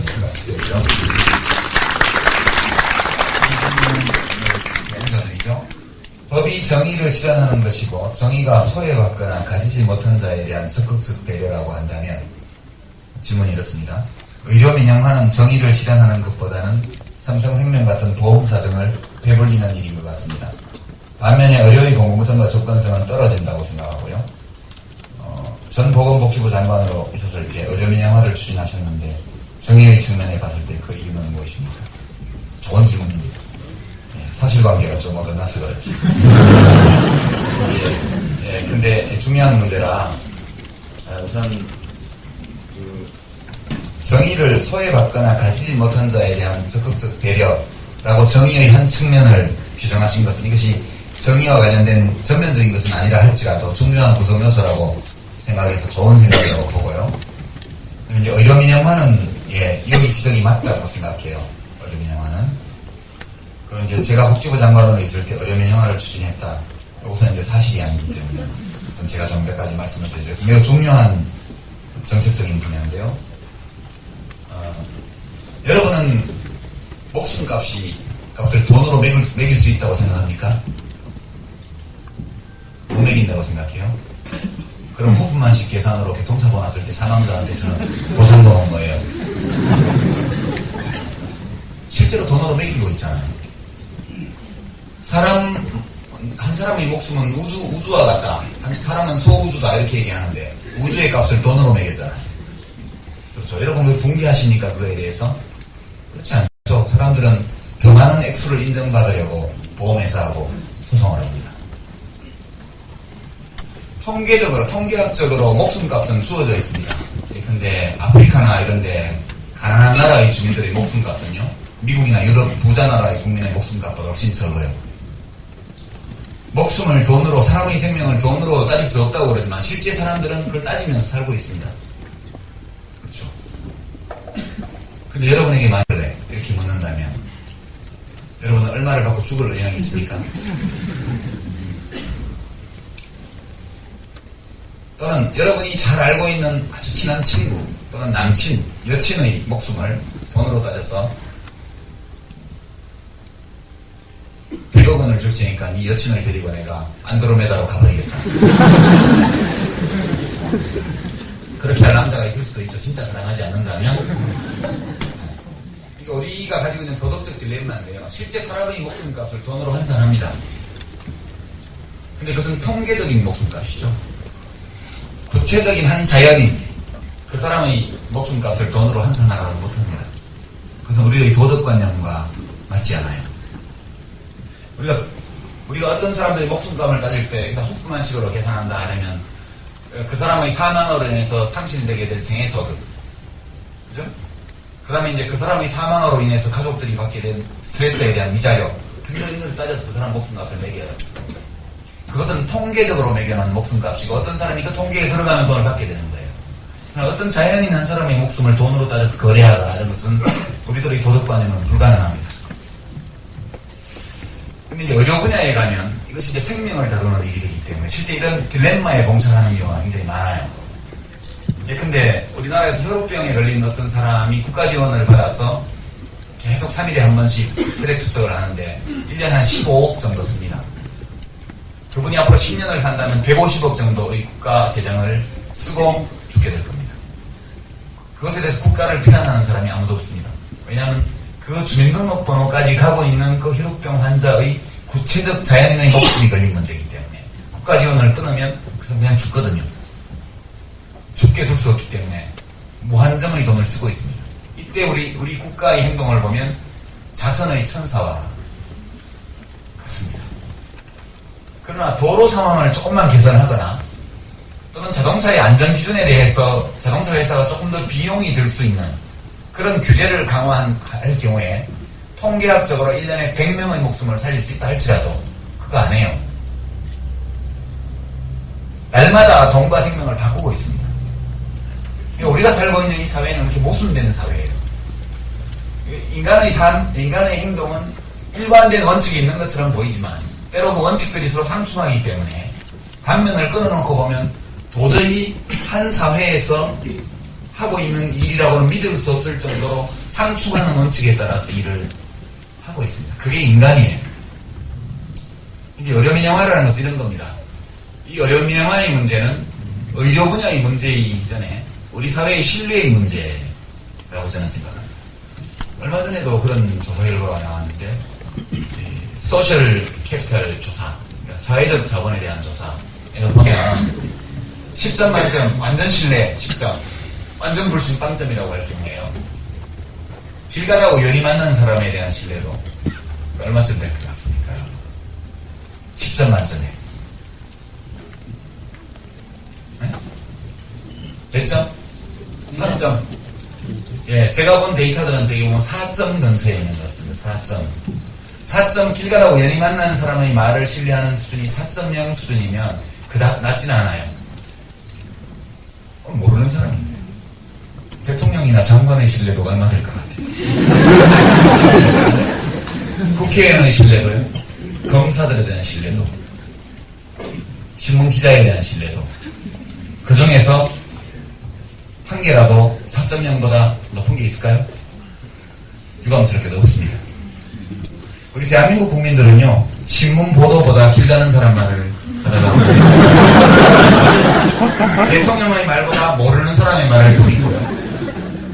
국회의원, 장관, 검사들의 말보다 우연히 버스 정류장에서 옆에 앉게 된 사람의 말을 더 신뢰합니다. 그러니까 대통령의 말보다 인터넷 댓글을 더 신뢰하죠. 우리나라는 분명 저신뢰 사회인데 익명의 타인에 대한 신뢰 수준은 그닥 낮지 않은 반면 권력을 가진 집단에 대한 신뢰도는 굉장히 낮은 사회입니다. 왜냐하면 그들이 모두 반칙을 하고 있다고 생각하거든요. 그러니까 의료민영화라는 문제도 제가 볼 때는 이 문제와 굉장히 관계가 있고요. 대통령 말, 장관 말을 안 믿는 거예요. 제가 장관인데 의료민영화는 안 합니다. 어떻게 믿어요? 이렇게 연락하러 왔어. 제 말을 못 믿으면 왜 오셨습니까? 돌아가세요. 대화가 실제 그렇게 진행됐습니다. 미국한테 다 양보를 한 거 아니야? FTA 협상하기 위해서 4대 선결 조건 약까지도 변경 안 하겠다. 지금대로 하겠다. 미국한테 약속한 거 아니냐? 한 적 없습니다. 거짓말하고 그래요. 제 말을 못 믿으면 왜 오셨습니까? 이야기하다가 오셨는데 그럼 가세요. 실제 그런 약속을 한 적도 없었고 약가 제도도 변경했습니다. 그 협상 과정에서 네거티브에서 포지티브로 복잡한 내용인데 미국 쪽에서 현행 유지를 강력히 요구해서 우리 정부가 그거에 대해서 사전에 약속을 했다고 FTA 반대론자들이 공격했던 4대 선결 조건 중에 하나 그게 약가 제도를 현행 제도로 유지한다는 거였는데 제가 7월 30일 날 개정된 새로운 제도를 입법 예고했거든요. 그것은 전혀 사실과 다릅니다. 그러니까 의료민영화라는 것은 두 가지 요소인데요. 첫 번째로는 의료 서비스 시장에 대한 국가 통제를 포기하는 겁니다. 시장에 맡기는 거예요. 의료 서비스 시장. 지금 우리나라 의료 서비스 시장은요. 간단한 수술에서부터 시작해서 약값, 뭐까지 상품과 서비스 모든 것들에 대해서 국가가 가격을 정하고 있습니다. 보건복지부 장관이 고시로 가격을 전부 정합니다. 그러니까 병원이나 의사 선생님들이 마음대로 값을 받을 수 없어요. 그래서 사회주의 의료다 이런 말이 나오죠. 실제 국가가 완전히 가격을 다 통제하고 있어요. 왜냐? 소비자들이 판단할 능력이 없기 때문에. 이른바 정보 불균형으로 소비자들이 어떤 약, 어떤 처방, 어떤 수술이 나에게 필요하고 유익한지를 판단할 수 없는 공급자 시장이기 때문에 시장에 맡기면 이 세상은 의사와 의사를 아는 사람을 한편으로 하고 의사 아니고 아는 의사가 없는 사람을 다른 한편으로 한 두 계급으로 분열될 겁니다. 그렇기 때문에 할 수 없는 거예요. 모든 문명 국가가 다 의료 서비스 가격과 약품 가격을 국가가 통제합니다. 미국만 빼고요. 이것이 의료민영화의 한 축이고요. 다른 한 축은 건강보험제도를 없애는 거예요. 국민건강보험제도. 모든 국민이 강제로 건강보험에 가입하게 하고 설립이 허가된 모든 의료기관들은 의무적으로 의료보험 환자를 받도록 하고 거절할 수 없도록 하고 그리고 의료보험 환자를 치료했을 때 값은 국가가 정한 값대로 받게 강제하는 그리고 모든 국민은 의료보험에 가입하도록 하는 이 제도를 유지를 하고 있거든요. 이것을 해체시키면 그래서 의료민영화라고 보험제도. 의료시장은 의료서비스와 약품시장이 있고 의료보험시장이 있습니다. 약품과 의료서비스 시장은 민간이 압도적인 우위를 점하고 있지만 국가가 가격을 통제하고 있고요. 의료보험 시장은 국가가 강제보험으로 모든 국민을 가입시켜서 하고 있습니다. 이 두 제도를 해체하는 것이 의료민영화입니다. 그와 같은 의료민영화는 참여정부 때 단 한 차례도 시도한 적이 없고 시도할 생각도 한 적이 없습니다. 다만 몇 가지 35년 전에 만들어진 의료법이 완전히 의사 부족 시대에 만든 법으로서 의사 중심으로 의료법이 다 되어 있기 때문에 그것을 일부 손보고 그리고 이제 비영리 의료법인들이 다른 학교법인이나 이런 것에 비해서 불리하게 되어 있는 그런 제도들을 좀 손보는 의료법 개정안 그걸 제가 국회에 낸 적은 있죠. 이거에 대해서 수도 없이 사실 해명을 했는데 가는 데마다 이 질문에 부딪히거든요. 다시 한번 해명할 기회를 주셔서 대단히 감사하고요. 그 의료시장과 관련해서 영리의료법인 이 문제 이제 제가 참여정부 때 검토했습니다. 실제로 제가 이제 인터뷰할 때가 있거든요. 제가 검토했습니다. 장관에 있을 때 검토해본 결과 안 하는 게 좋겠다는 판단이 들어서 안 하기로 했습니다. 이렇게 했더니 다큐 화면에, 시사 다큐 화면에 저희가 검토했습니다. 여기까지만 딱 나와요. 그리고 그 취재해왔던 여성 PD의 말이 실제로 확인해본 결과 참여정부에서도 이 도입을 검토했던 것으로 드러났습니다. 아니, 검토를 해야 할지 안 할지 결정을 할 거 아니에요. 그래서 검토를 했어. 검토해보니 국민에게 실익은 없고, 시장조사를 해보니까 공급자로 나타날 공급자가 별로 없고, 시끄럽기는 되게 시끄러울 거고, 국회에서 통과도 안 될 것 같고, 서로 긍정적인 효과가 일부 있다 하더라도 그 당시 노무현 대통령의 임기 중에 그 효과가 나타날 가능성은 전혀 없어서 제가 부임하고 2달 만에 대통령을 찾아가서 이거 안 하겠습니다. 하지 맙시다. 설명 다 드렸더니 그래 하지 말자. 그래서 2006년 4월 달에 완전히 끝났던 일입니다. 실제 진행은 그렇게 됐고요. 이 어려운 인용화는 못합니다. 할 수가 없어요. 그럼 이명박 대통령은 할아버지가 와도 못해요. 제가 가능컨대. 그리고 국가 공권력에 대한 신뢰도가 매우 낮다는 점을 이용해서 그동안에 생명보험회사 이런 데에서요, 국민연금을 무지무지 공격했습니다.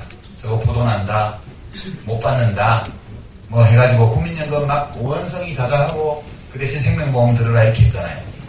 근데 국민연금만큼 수익률 높은 생명보험, 민간보험사의 상품은 전 세계 어디에도 없습니다. 대한민국 국민연금이 수익률 세계 최고거든요.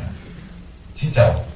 특히 이 근로자들 경우에는 절반을 사용자가 내주기 때문에 수익률이 민간 보험상품의 한 10배쯤 돼요. 10배. 최근에 이 사실을 비로소 알게 된 많은 가정주부들이 임의 가입자로 가입 러쉬를 이루고 있습니다.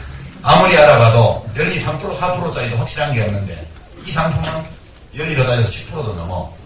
그 지금 가입 의무가 없는 분들이 임의 가입을 하는 게 러쉬를 이루고 있습니다. 지금 국민연금에. 이것은 의료보험도 그렇고 국민연금도 그렇고 이것은 제도의 문제라기보다는 국가 공권력에 대한 신뢰의 문제다. 그리고 국민들이 이렇게 불신할 때에는 그런 불신을 받을 만한 못된 짓을 과거에 국가가 많이 한 잘못이 있다. 저는 그렇게 생각합니다. 그 점에 대해서 너무 걱정하지 마시기 바랍니다.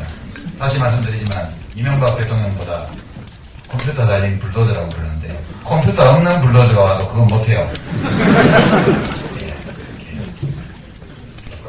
이제 이 글로 올라오면 그만하고요. 혹시 손 들고 이거 꼭 물어봐야 되겠다, 뭐 비판 좀 해야 되겠다 이런 분들 있으시면 저 뒤에 있는 분을 한번 할까요? 강연 중에요. 동의를 실현하기 위해서는 모두가 공정하게 대우받아야 하고,平등하게 대우받아야 하고, 또한 자기의 능력에 대해서適当한 보상을 받아야 한다고 하시고, 그에 대한 제안으로 기회 경쟁이란 걸 말씀하셨는데, 과연 그게 실제로 실현될 수 있을까요? 기회 경쟁. 실현되기로 예정된 일은 없습니다. 인간 사회는. 그럼 어떤 방식으로 그리고 사람이 어떤 과제를 인식하고 어떤 질문을 던졌다면 그것은 반쯤 해결된 거나 다름없어요. 인간의 문명, 사회의 제도가 발전해온 것은 기본적으로 좋은 질문을 던진 사람들한테서 시작된 거거든요.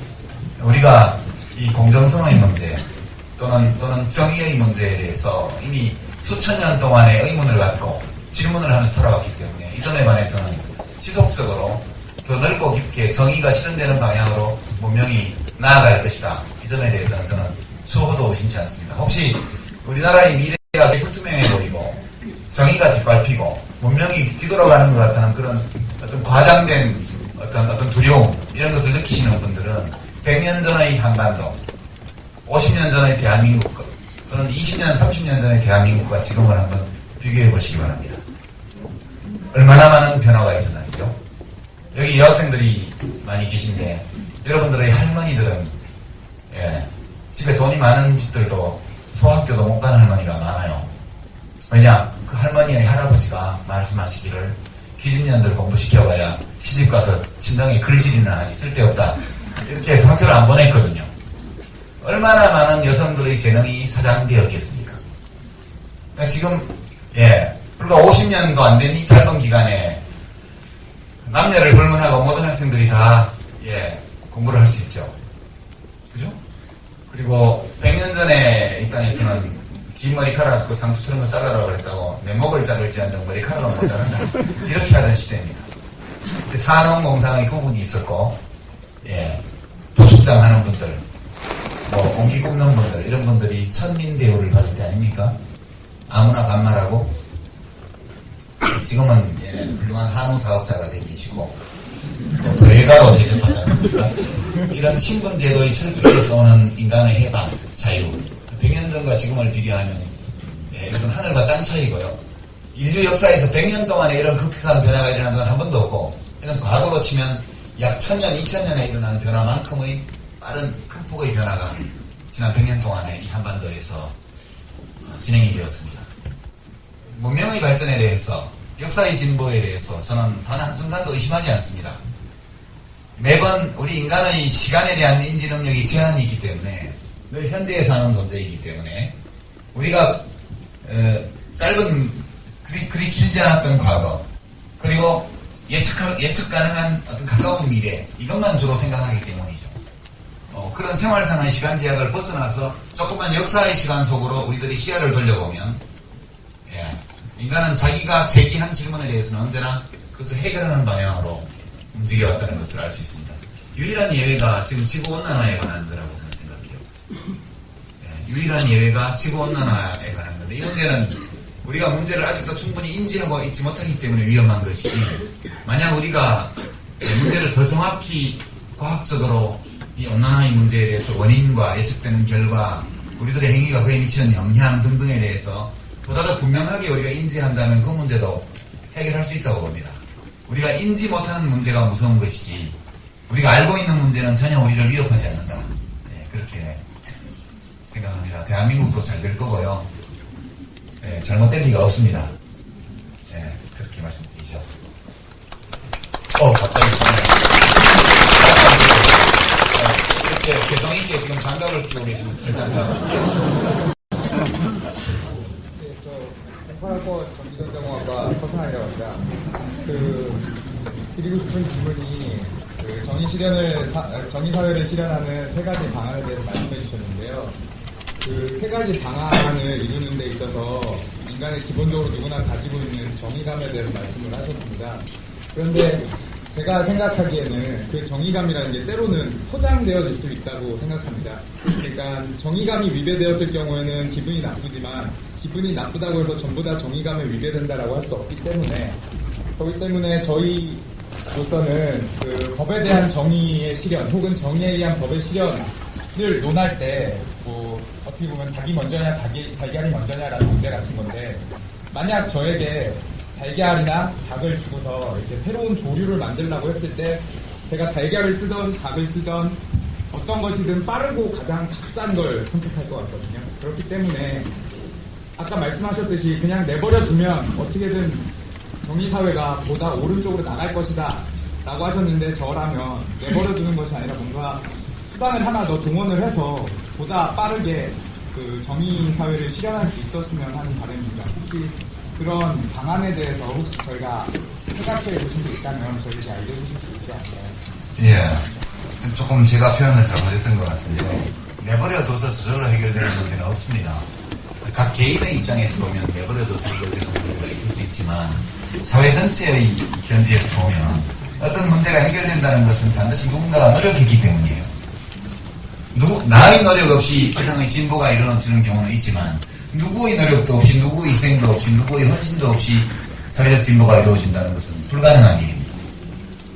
어떤 사람은 그런 진보를 전혀 의도하지 않았음에도 불구하고 그런 진보를 이끌어내기도 하지만, 근데 돈벌이에 넘는 어떤 사업가가 새로운 IT 기술을 만들었다고 할 때 그 사람은 사회의 진보, 문명의 진보에 전혀 관심이 없었다고 해도 돼요.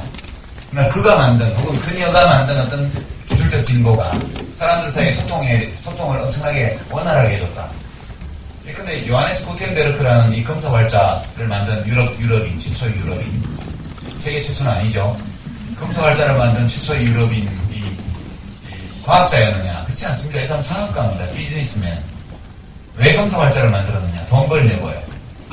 뭘 찍으면 돈을 버는데 성경을 찍으려고. 당시 이 16세기 거무렵에는 이미 지식에 대한 대중의 요구가 많이 커져 있었고, 그리고 그때까지 양피지에 손으로 픽사해서 쓰거나 혹은 이제 목판이나 이런 것들을 인쇄하는데 너무나 많은 비용이 들어서 지식의 저변성이 늘어지고 있음에도 불구하고 그 수요를 공급이 못 따라가는 상황이었습니다. 그러니까 값싸게 대량으로 인쇄할 수 있는 기술을 개발하기만 하면 누구든 떼돈을 벌 수 있는 상황이었어요. 그러니까 구텐베르크는 오늘날 빌 게이츠와 비슷한 사람입니다. 그러니까 이 사람은 계약관계가 잘못돼서 그 금속 활자를 발명해놓고 파산했죠.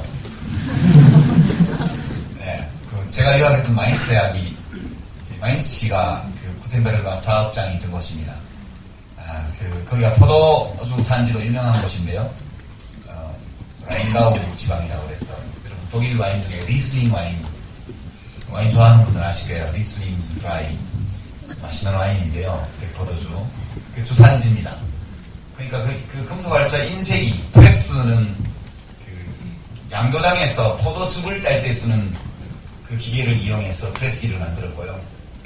그 헐판에 잉크를 묻히는 방맹이는 개가죽 방망이였었습니다. 왜 개가죽이냐? 개는 땅구멍이었거든요.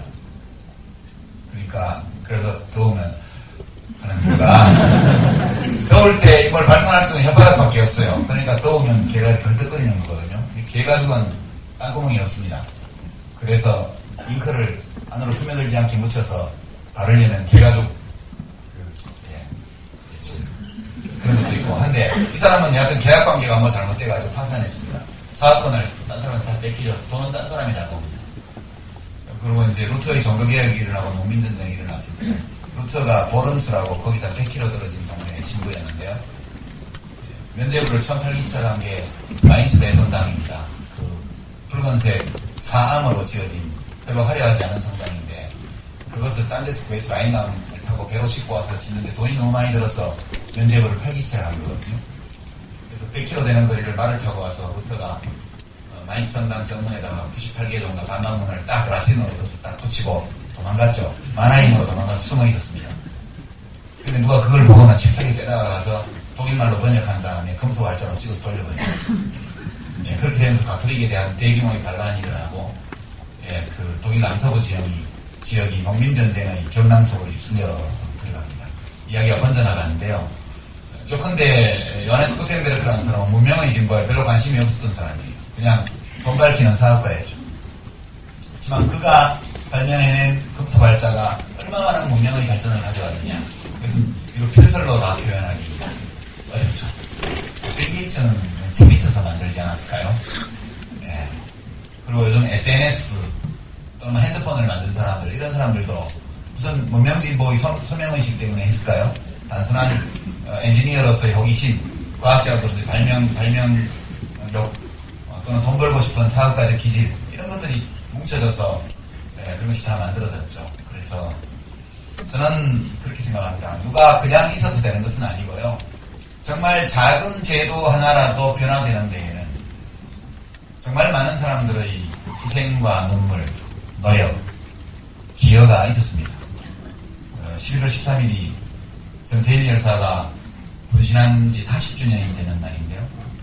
그때 그분이 분신할 때 외쳤던 말이 근로기준법을 준수하라 했습니다. 법 만들라는 것도 아니에요. 법은 흉내내서 만들어 놓고 하나도 안 지킨다니까. 근로기준법을 준수하라. 이 근로기준법에 따르면 하루 8시간만 일해도 되게 돼 있는데 왜 우리는 16시간을 일해야 될까? 그 소박한 구호 하나를 외치면서 몸을 불살랐던 분이 계셔서 그 뒤에 우리나라 노동운동이 있었고요. 그런 것입니다.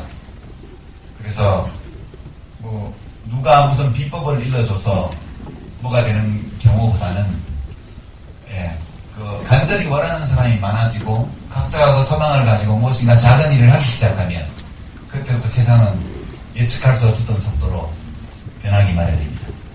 그렇게 생각하고요. 세상은 그리 또 낭만적인 것만은 아닙니다. 그러니까 저희가 대학을 다닐 때에는 이런 걸 물어볼 사람도 없었고요. 선배들한테 물어보면 맨날 공산당 혁명하는 것만 얘기해줘요. 그래서 맨날 중국 혁명사, 러시아 혁명사, 무슨 뭐 독일 혁명사, 맨날 혁명사만 공부를 하는데 우리나라 보면은 그 혁명사 공부하는 거 알기만 하면 경찰이 잡아가기도 전에 사람들이 먼저 욕을 했단 말이죠. 네.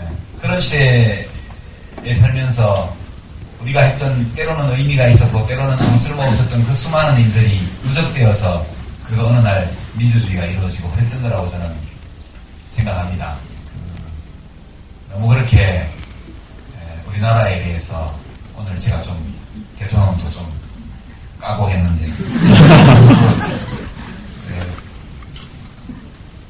너무 그 우리나라에 대해서 부정적으로 보지 마시고요. 대한민국은 정말 대단한 나라라고 저는 생각해요. 그리고 제가 이 나라에 태어난 것은 전체 호모사피엔스의 이 역사에 비추어 엄청난 행운이었다고 생각합니다. 우리가 40만 년의 그런 호모사피엔스 현생 인류 이 종의 진화의 역사를 제일 짧게 40만 년이라고 잡으면요. 그리고 이 사람은 이 인류 역사를 40살 먹은 사람의 생애에 비하면 우리가 권력자를 막 욕해도 되고 지 마음대로 주장해도 되는 이런 시대에 살게 된 것은 어제 점심 먹은 후부터거든요. 그 39년하고 363일을 권력 가진 사람한테 잘못 보이면 재산 다 뺏기고 목숨을 뺏기는 그런 공포 속에서 살다가 이제 내가 나라의 주인이고 대통령은 내 말 들어야 되고 이렇게 큰 소리 치면서 살게 된 것은 어제 점심 먹은 후부터예요. 그리고 여러분들이 지금 대학생들이 태어난 것은 오늘 아침쯤 태어났단 말이죠.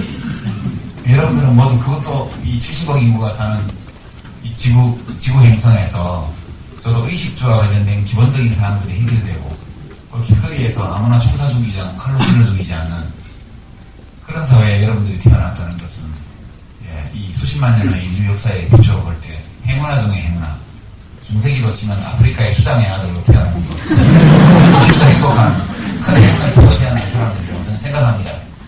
또 대한민국은 아직도 많은 문제를 안고 있긴 하지만 지난 50년 동안에 인류사에서 없었던 문명의 진보, 기술의 진보를 이룬 나라예요. 그러니까 자꾸 뭐 스웨덴 이런 데 비춰서 우리 교육 엉망이다. 또 미국에 비추어서 우리 뭐 무슨 학문 수준이 무슨 저열하다. 또 뭐 어디 축구에 비춰서 우리 축구는 국대에 별볼 일 없다. 그러는데요. 개구리 올챙이적 시대를 생각을 해야 돼요. 우리 대한민국만큼 이렇게 빠르게 우리들의 자유를 억압해온 물질적 결핍의 억압에서 벗어난 민족도 없고요. 또 우리 대한민국만큼 신속하게 우리들을 옥죄고 있던 불합리하고 독재적인 제도의 억압에서 우리 스스로를 해방시킨 그런 나라도 별로 없고요. 그리고 우리 대한민국만큼 그렇게 우리를 억압하고 있는 낡은 의식으로부터 빨리빨리 벗어난 그런 국민도 거의 없습니다. 근데 이 대한민국에 대한 평가가 전 세계에서 최고로 야박한 게 대한민국이거든요. 대한민국 국민만큼 대한민국에 대해서 많은 불만을 얘기하는 사람들이 없어요. 전 세계에. 우리는 우리 자신의 모습에 대해서, 우리들의 아버지, 할아버지 세대가 이룬 것들에 대해서, 오늘날 우리가 만들어가고 있는 이 모든 것들에 대해서 좀 더 큰 자부심과 긍지를 가져도 괜찮다. 저는 그렇게 생각합니다. 여러분들 요즘 졸업하고 취업하기가 좀 힘들고 내가 원하는 만큼의 대우를 받는 근로조건을 가진 직장에 취업하기가 어렵죠. 그런 어려움이 있습니다. 그것은 수십만 년 동안 인류가 살아오면서 부딪혔던 많은 어려움들. 지금 이 시각 다른 나라의 많은 젊은이들이 부딪히는 어려움에 비하면 실제 별거 아닐 수도 있습니다. 잠시 우리 세대에 짐지워진 다소 무거운 십자가. 일단 이 십자가를 메고 골고다 언덕을 올라가야지. 저는 크리스찬은 아니지만 비유하자면 그런 마음의 자세로 임하면 얼마든지 극복할 수 있는 문제라고 저는 생각합니다. 너무 마음대로 풀리지 않는 자기의 문제에 대해서 비관적으로 보시지 말고요. 그리고 가끔 우리들이 울분이 터지게 만드는 그런 사회정치적인 일들에 대해서 지나친 울분을 갖지는 마십시오. 충분한 울분을 가져야 되지만 분노할 때 분노하고 감동할 때 감동하고 웃을 때 웃고 이렇게 돼야 되지만 우리들의 이 공동체에 대해서 우리의 미래에 대해서 지나치게 비관적이거나 자조적인 평가를 할 필요는 없다고 저는 생각합니다. 우리 대통령께서 아무리 나라를 국격을 엉망으로 만든다 하시더라도 2년이 있으면 이 또한 지나갈 일입니다.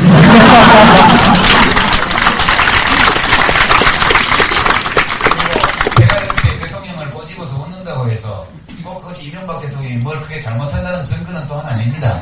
사람에 따라서 시각에 따라서 각자 다르게 이야기하고 있는 것이고 지금 이 시각 돈 많은 분들이 모인 예, 만찬쇼에서는 또 저 같은 어떤 말 잘하는 사람이 나와서 과거 10년간 집권했던 좌빨들에 대한 그분들을 또 즐겁게 하고 있을지도 모릅니다. 예, 그리고 반드시 이명박 대통령의 뒤를 이어서 다음번에도 한나라당이 집권하도록 해야 된다는 그 필요성에 대해서 문명의 필연성을 들어서 논증하고 있는 어떤 농객이 있을 수 있죠. 예, 그 모두가 이 세상의 일부입니다. 예, 그것도 대한민국이고 저도 또한 대한민국 사람의 일원이고 여러분도 마찬가지입니다. 우리들이 사는 이 세상은 그렇게 아름답진 않지만 또한 그렇게 추악하지도 않고 예, 그렇게 장래가 아주 낙관적이진 않지만 그렇다고 해서 미래가 암담한 사회도 아닙니다.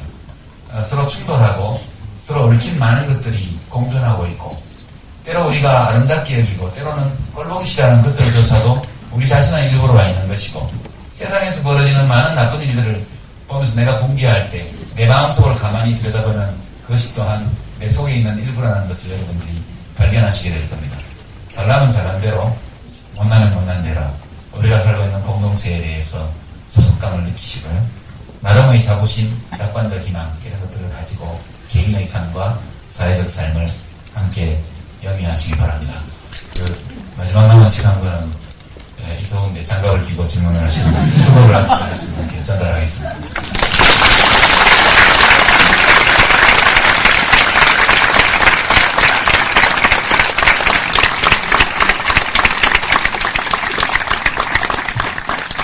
여러분 즐거우셨죠? 네. 만족하시는지 모르겠어요. 이런 훌륭한 연사님을 누가 초빙을 했는지 정말 저도 궁금합니다.